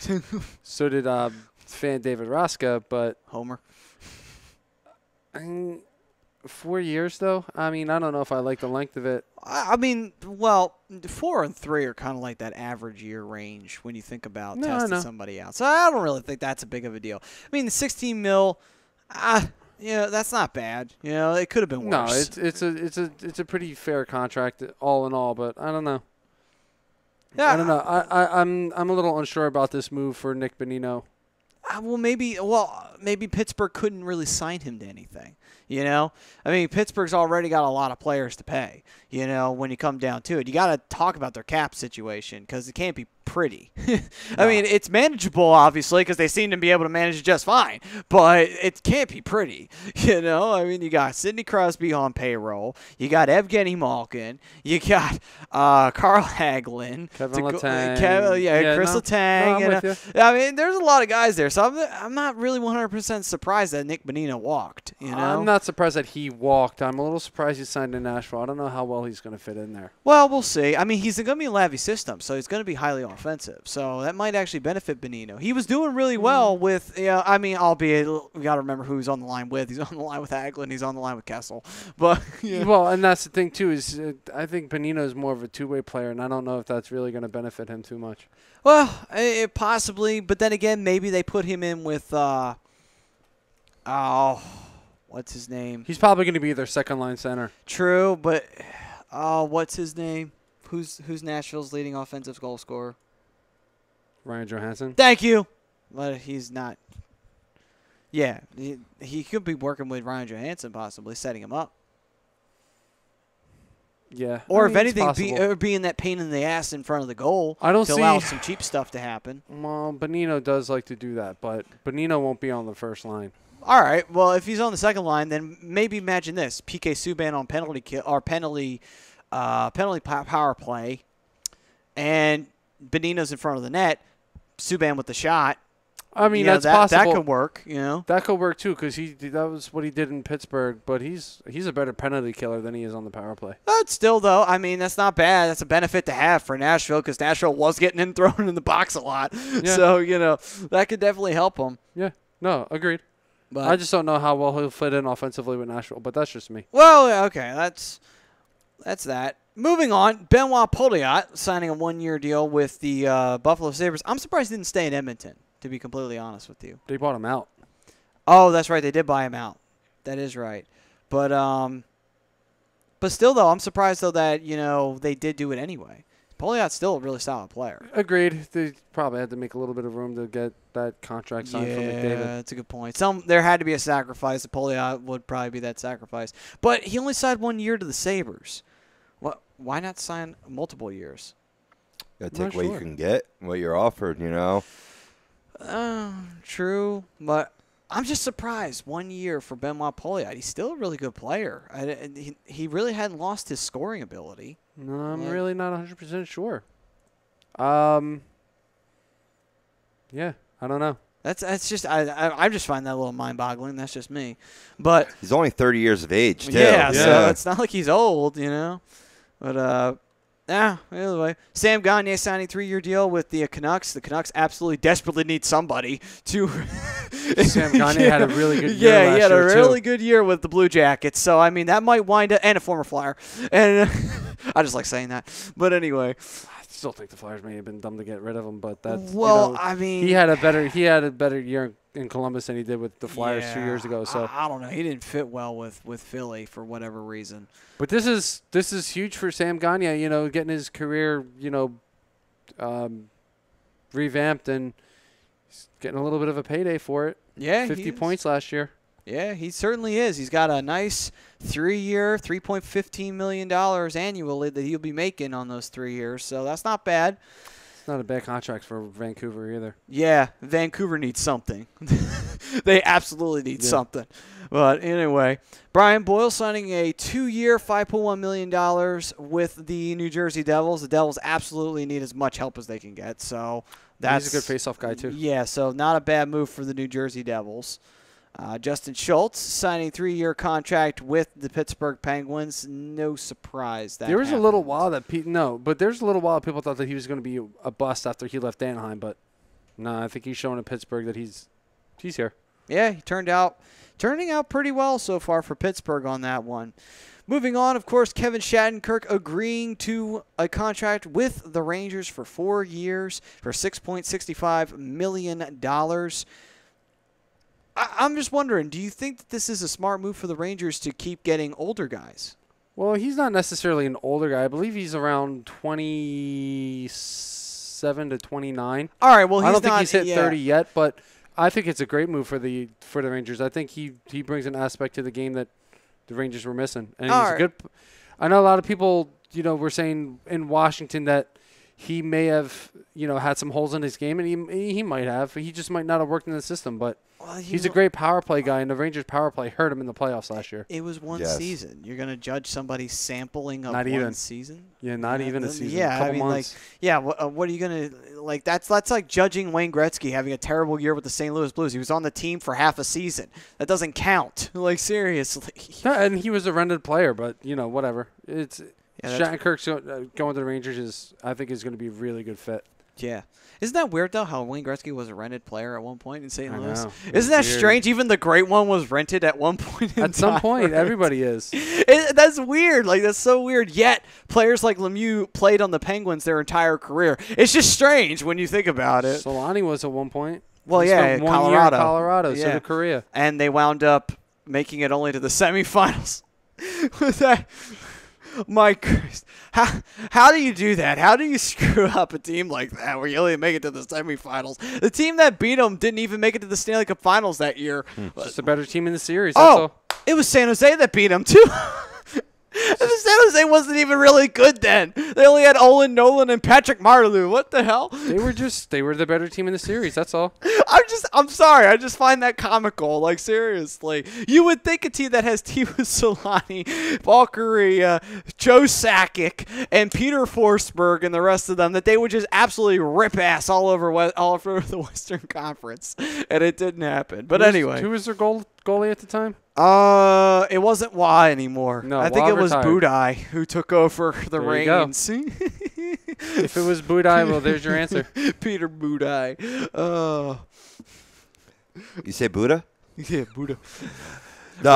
Getting back to Shattenkirk real quick, though, I think this was destiny.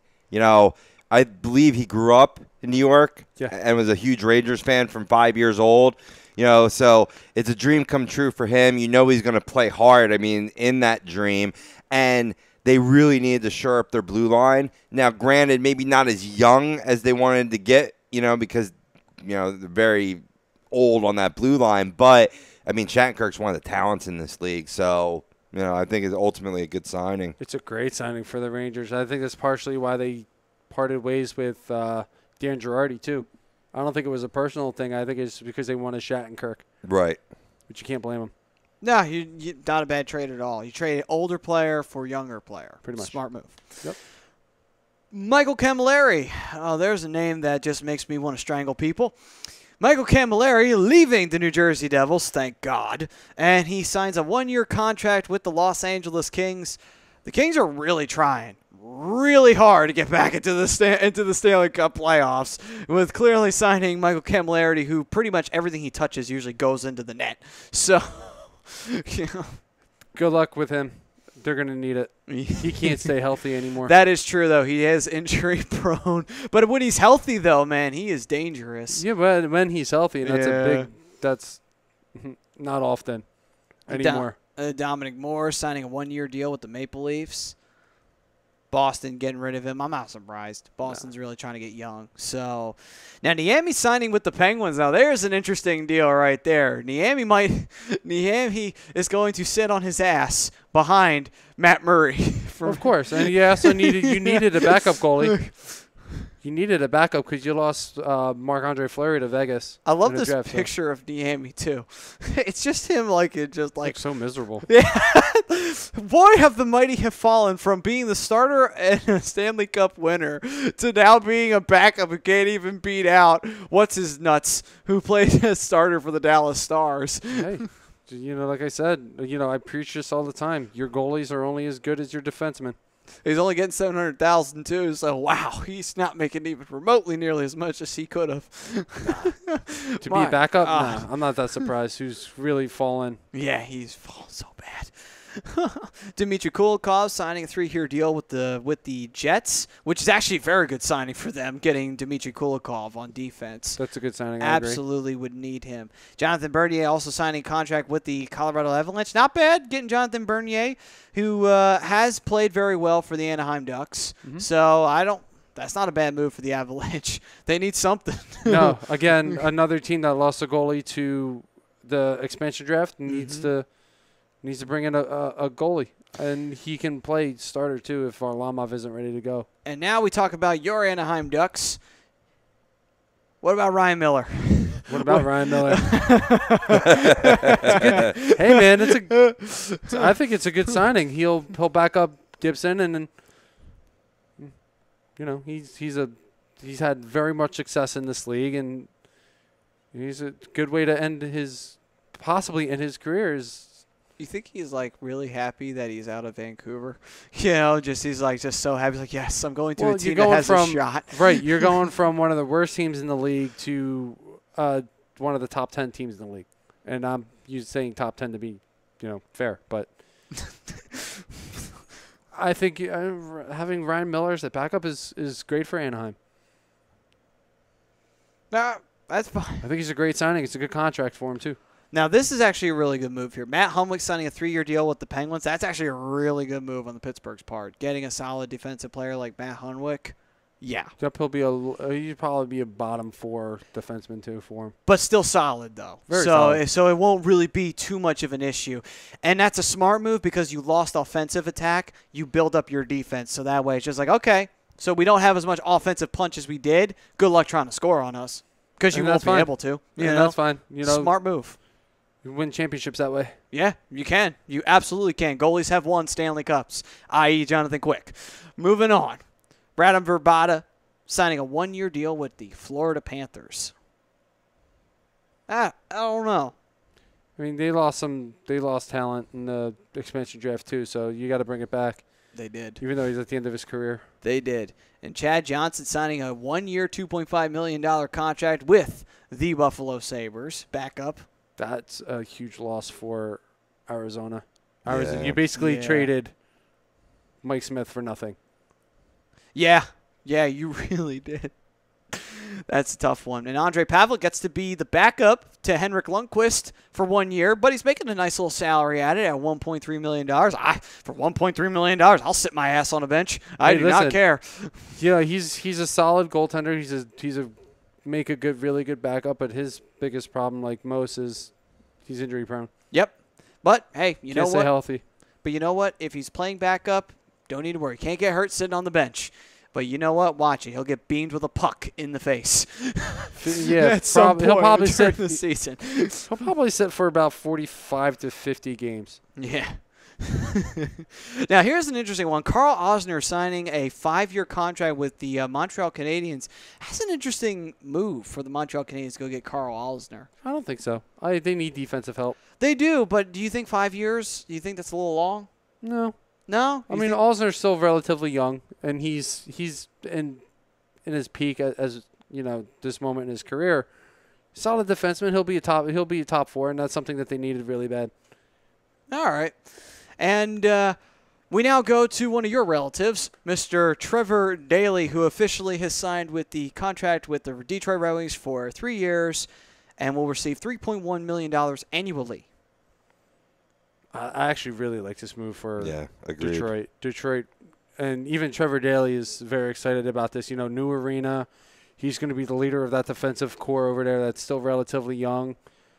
It's a great move for Trevor and Detroit. And we should have a moment of silence for the Joe Lou as it is officially done.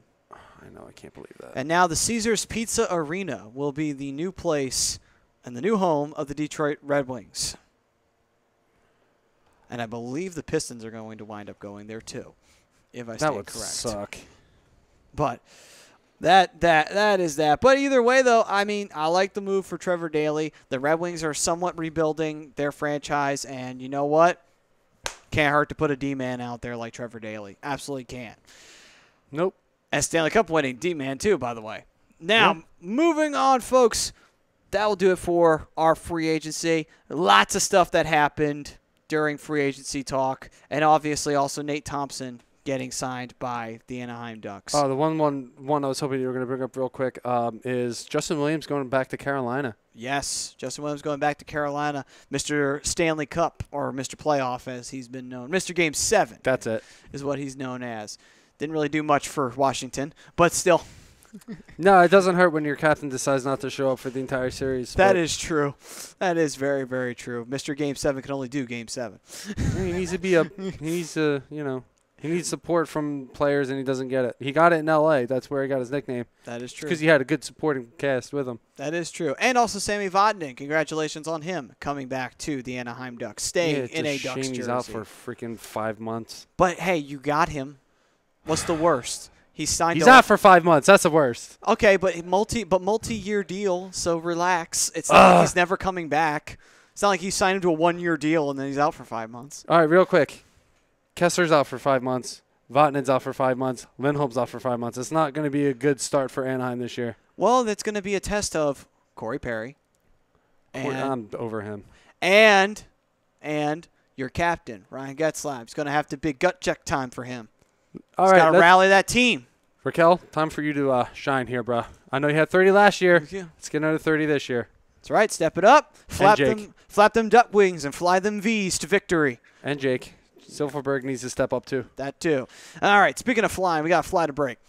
All right, when we come back, we'll talk more about the Flyers and round up any other little points that we have to bring up here for the Flyers, who they re-signed, more about Brian Elliott.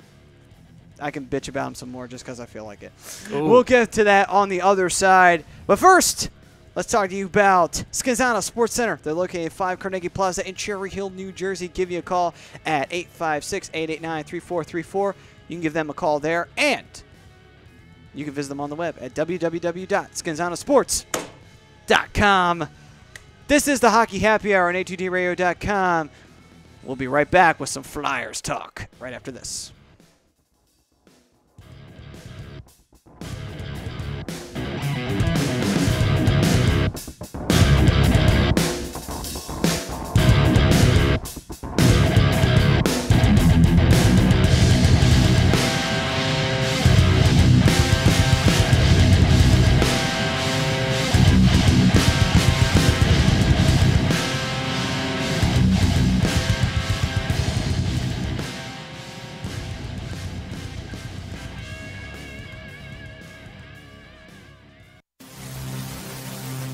Welcome in to the worldwide leader of what? Real Talk, A2DRadio.com.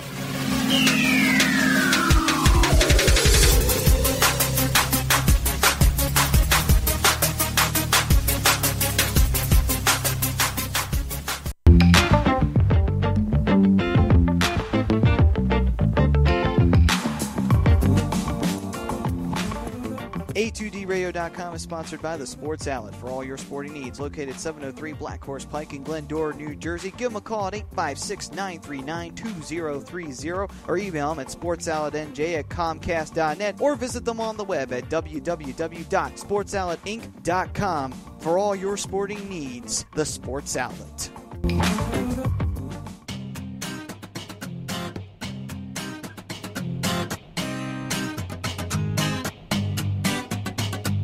A2DRadio.com is proudly sponsored by Gibson Mayer LLC Certified Public Accountants. Gibson Mayer, located in Yardley, PA, is a leading accounting and business consulting firm with a proven track record of handling critical issues with expertise across many different industries, including construction, distribution, hospitality, manufacturing, real estate, service trades, merchandising, professional services, and professional athletes. Give them a call at 215-369-3300. That's 215-369-3300. Your initial consultation is always free, and if you tell them that Tom and Mike from AM and the PM sent you, you'll receive 15% off all income tax services completed by February 15th. That's Gibson Mayer, LLC, Certified Public Accountants, 215-369-3300, or visit them on the web at www.gibsonmayer.com. That's gibsonmayer.com.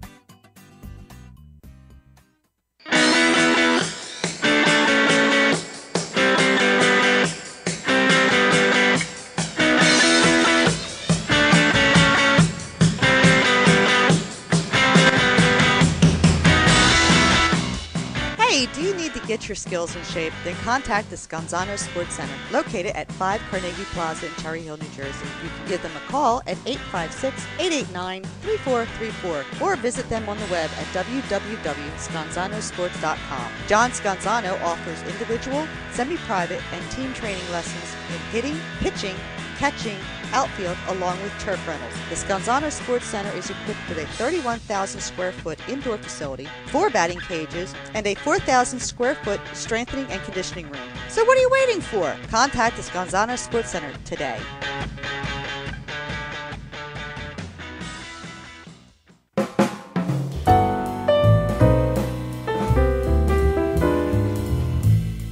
Fellas, you ever come in from that baseball or football game and your woman won't come near you because you stink beyond belief? Then you need Soap Stash. You should never settle for a generic hygiene product that only covers up the stench. Treat your skin with the best nutrients. Feel clean with the only soap you'll need. The highest grade carrier oils are ingrained in all of their products, which are 100% natural and terrific for your skin. No sulfates, parabens, or phthalates, and synthetic fragrance free. Contact Soap Stash for your sample package and give your woman what she deserves. You can contact Soap Stash at 844-890-3197 or visit them on the web at soapstash.com or Facebook at Soapstash LLC. Once again, their number is 844-890-3197. Soap Stash, the new soap standard.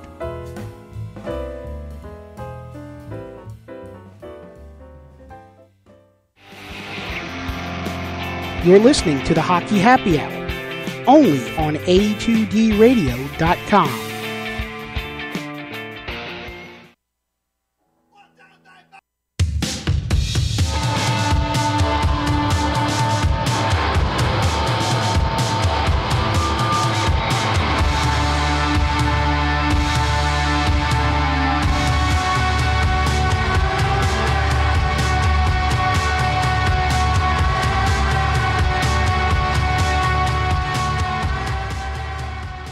Welcome back, ladies and gentlemen, to the Hockey Happy Hour, the whole fucking show. Ah, nice. This is the Hockey Happy Hour on A2DRadio.com. Like I said before, we are brought to you by Scanzano Sports Center. They're located at 5 Carnegie Plaza in Cherry Hill, New Jersey. You can give them a call at 856-889-3434 or visit them on the web at www.scanzanosports.com. All right. So, we talked about free agents and such like that. Obviously, one that we'll talk about now since we are getting into the Flyers is Mr. Steve Mason. After 5 seasons in an orange and black sweater, he is officially trading in the orange and black for weird, sickly navy blue and this weird powder blue. And like a turquoise. Yeah, some crappy color like that. My God, change it up. To the Winnipeg Jets for 2 years, worth $4.1 million annually. And, I mean, it is sad to see Mace go. I mean, I know a lot of people can make their jokes and say, oh, well, Mace was never really that good or whatever. People can say that, and I've heard people say that. Point being is, though, like, I got to ask a simple question. Would we have made the Stanley Cup playoffs in 2014 against the New York Rangers without him? No. Would we have made the playoffs without him when we faced the Capitals? No. And yeah, Neuwirth had his part in it, but he also had his part in it as well. My point being is, for 5 years, Mason's job was to hold down the fort. And he did that. He did do well for the Flyers. It was the defense in front of him that was the 90% of the issue. That was his biggest problem. I don't think it was the level of play, Matt. I think he just was a very unpopular guy in the locker room, and players didn't want to play hard in front of him. When you hear him do interviews, he comes off humble, but I just get this flare of like arrogance and that I think I'm better than all of you, and that doesn't really translate in the team game. True, but again, though. All surmising. I have no facts. I mean. I have alternative facts, but no facts. It's like Donald Trump, right? Yes. Well, Yeah, I mean, I don't know. Like, with you, like, alternative facts or whatever. But I don't know. Steve Mason had his run here. He had his opportunities. And, now he's got an opportunity to go to Winnipeg and be a pure number one goalie and not worry about platooning with anybody. Yeah, he never grabbed the bell. You're right. He had his opportunities here. And I mean, he did well. But he just never grabbed the reins and been like, this is my team, I'm putting it on my back. Well, I mean, unfortunately, too, with that is, I think I don't think whoever your GM is playing platoon for a reason. Right. Well, I think that was originally what Steve Mason was coming here to be anyway. He wasn't coming here to be the number one starter originally. I mean, well, he was a little bit because we traded Sergei. Yep. Sorry. That I still hate that move to this day. I still hate that move. You got $10,000? I'll go take out Paul Holmgren right now. Oh, I wish I did. I'll go to jail for a while. Here, let me see if I can find it in these couch cushions somewhere. maybe. Because I mean, goddamn, Paul Holmgren, you should cease to breathe for that terrible move you made.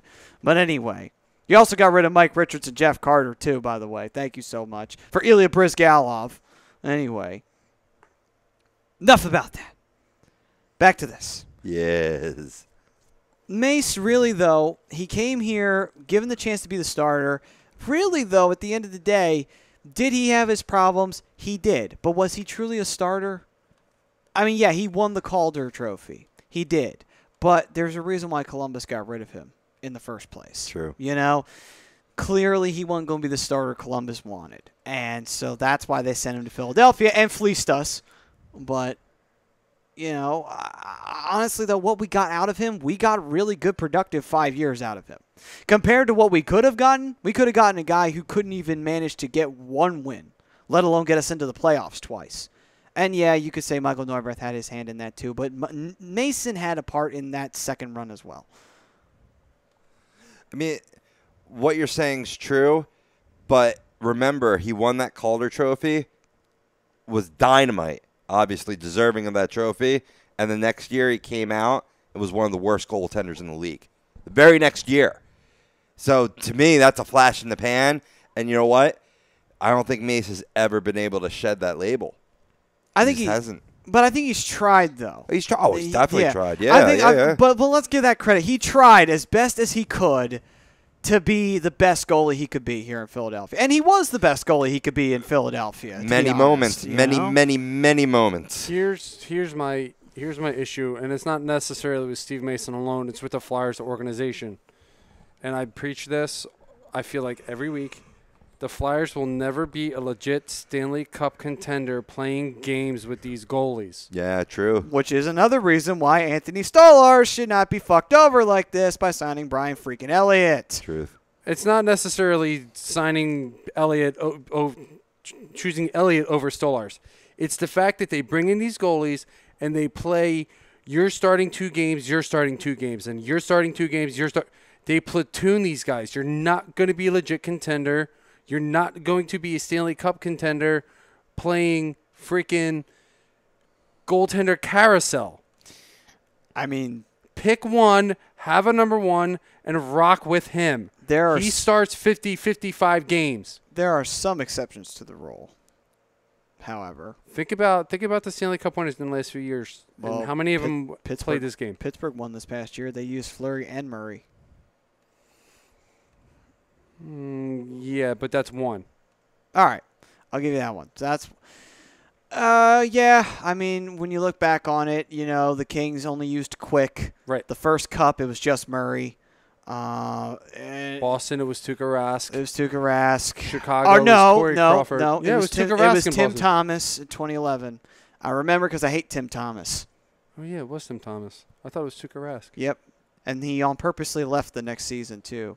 Right, a because season he later, didn't go to the White House. Yeah. And everybody made a big stink about it. Okay, I got you. Because he was like a Republican, and apparently he was like, oh, well, it's because Obama's a Democrat. It's like, does it really matter? Like, seriously. Jeez. But anyway, yeah, before him it was Chicago, it was Corey Crawford, and before Corey Crawford it was Anthony Niemi. You're not gonna get an a chance to. I want Iginla and Doan to the Ducks for the Cup. David Raska, you're being silly. First of all, hang on. Before I even touch this, let me get back to my point. That game at the worst possible that time. absolutely did. Completely threw me off. Hey now. The Flyers need to indicate who your number one is going to be and who your backup is going to be, and run your number one for 50, 55, 60 games and just let him rock, whether he sucks or not. They will never win a Stanley Cup playing this game. Couldn't agree with you more, man. They're just non-committal.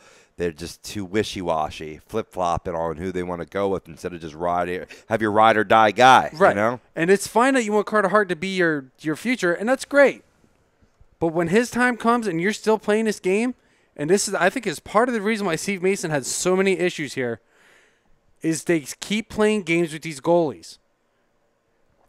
Steve Mason could have been a much better goalie than he was in Philadelphia if they had just rocked with him. Well, the biggest problem also, too, is that Philly was caught in the mindset of, oh, okay, we got a pretty good team. Why don't we go try and win? And then when they got beat in the first round by the New York Rangers, all of a sudden the panic button started going off. And they're like, oh, okay, so Mason's not the answer. Like, whoa. It's one playoff run. By the way, you overachieved to get to the playoffs, and you're facing the New York Rangers. Henrik Lundqvist is the goalie he's facing. Do we not take that into account for 2 seconds here? I think that was when the panic buttons really started going off. And then they missed the playoffs the next year, which was not Mason's fault. It was Craig Berube's fault because his system was terrible. And to go along with it, the players didn't play well at all. No one showed up that year.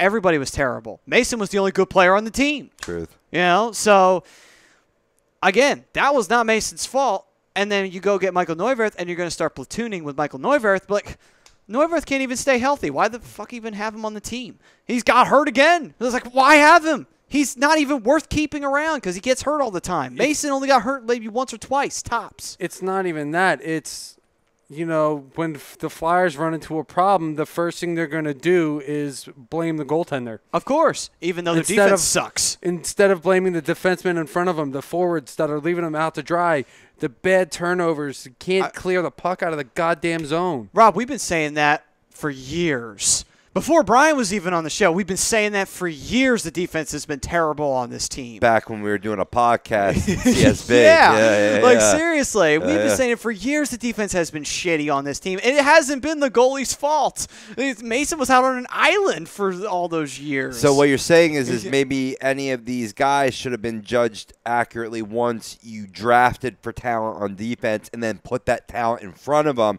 and then if they still floundered, say there's the door. Yeah, maybe. Yeah, I get your point now. I'm a little less staunch with mine from earlier in the show then. It's just, I mean, I know that, and to say the least, even if we had a really great defense in front of Steve Mason, would Mason have won us a Stanley Cup? No.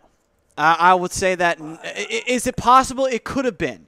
It could have been. Some of those hot runs you'd go on if that happened to coincide with the playoffs, that maybe, but that's a big maybe. Yeah, it's a big maybe, but it depends on who you face. And think about the teams that you would have had to face. You would have had to face either the Los Angeles Kings with Johnny Quick as your opposing goalie. Good luck with that, Or you got to face off with a team like San Jose, who've got a lot of offense on them, and Martin Jones is the other guy on the other end, although that's more of an even battle. San Jose doesn't really scare me that much, though. They don't. L.A. But your team's that Anaheim. point.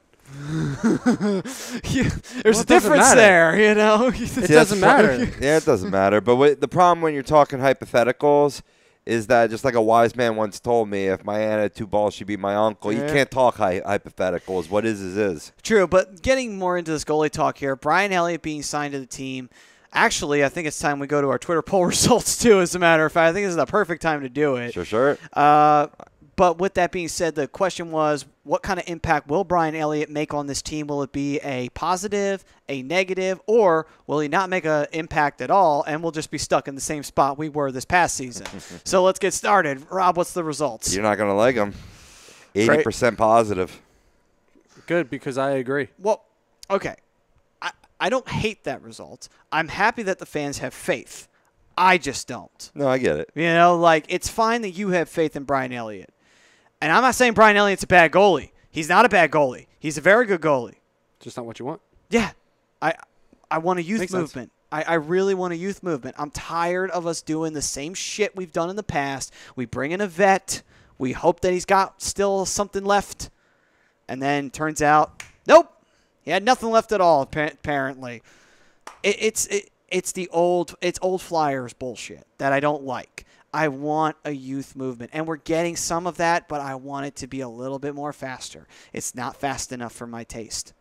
There's nothing wrong with that. And I get exactly what you're saying. You want the youth movement. You want it now. You want to see what these young guys actually bring to the table.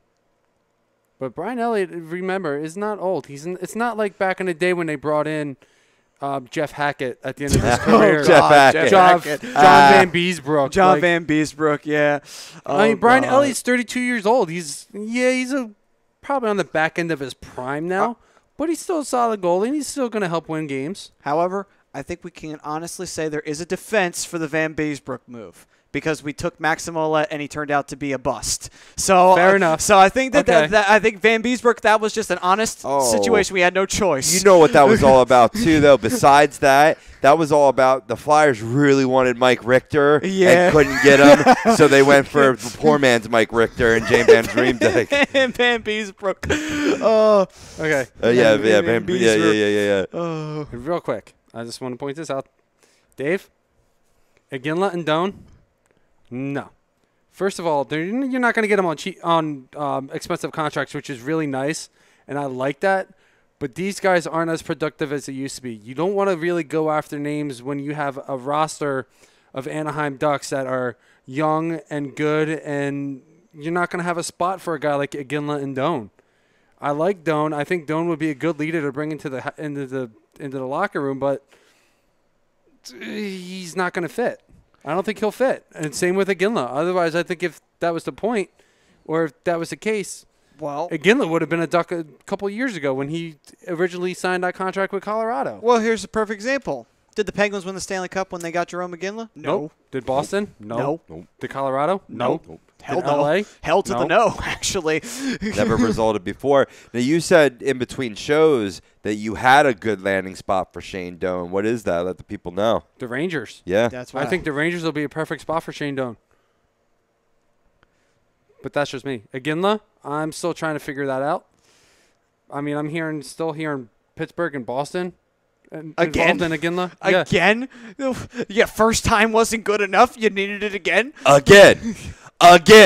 But Again. That's enough. No. Blow the whistle. What is Iginla, like a high-priced hooker? Like, seriously, like, it was so good at such a fair price that you have to go get him again? Like, seriously. Iginla played pretty well in Boston. They just couldn't win. Oh, yeah, because Boston was aging by this time, so that's why. And Rast didn't play up to his ability. But Doan I see going to the Rangers. I don't know why, but I see that as a perfect fit for Shane Doan. As far as the Ducks go, I think Ducks are done making moves. I don't think they need to make any more. Yeah, I got you on that one. And the Flyers have handicapped themselves. They can't make any moves anymore. But anyway, still. I think it's good that they're not making any more moves, though. They should. Leaves open spots. They shouldn't. They should not be making splashes. Again, thank you, Brian Elliott.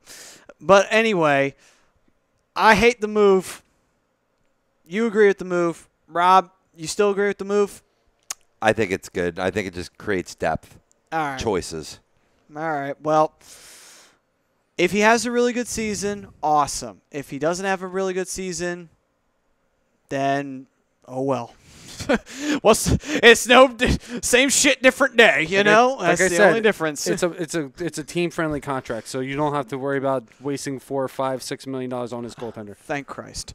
All right. Well, that will do it for this edition of the Hockey Happy Hour. Hate to end on a sour note for myself. We're ending on a positive note for you. Bittersweet is the way that we'll take a look at this so far for the Flyers. But there is also some sweet to it. Jordan Wheel got re-signed. Vecchione got re-signed. Lots of good players are still here in Philadelphia, so it's not the worst thing in the whole world. But that is it. It's time for last call, folks.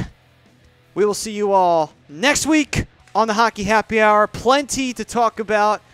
Hopefully there will be more to talk about in the free agency come next week. But that'll do it for us. For all of us here, I am Matt Sassuti. That's Brian the Darkwing Daily. That's Rob the Pove Povia, the broken one himself behind the board. This has been the Hockey Happy Hour on A2DRadio.com. We will see you all next week on A2DRadio.com.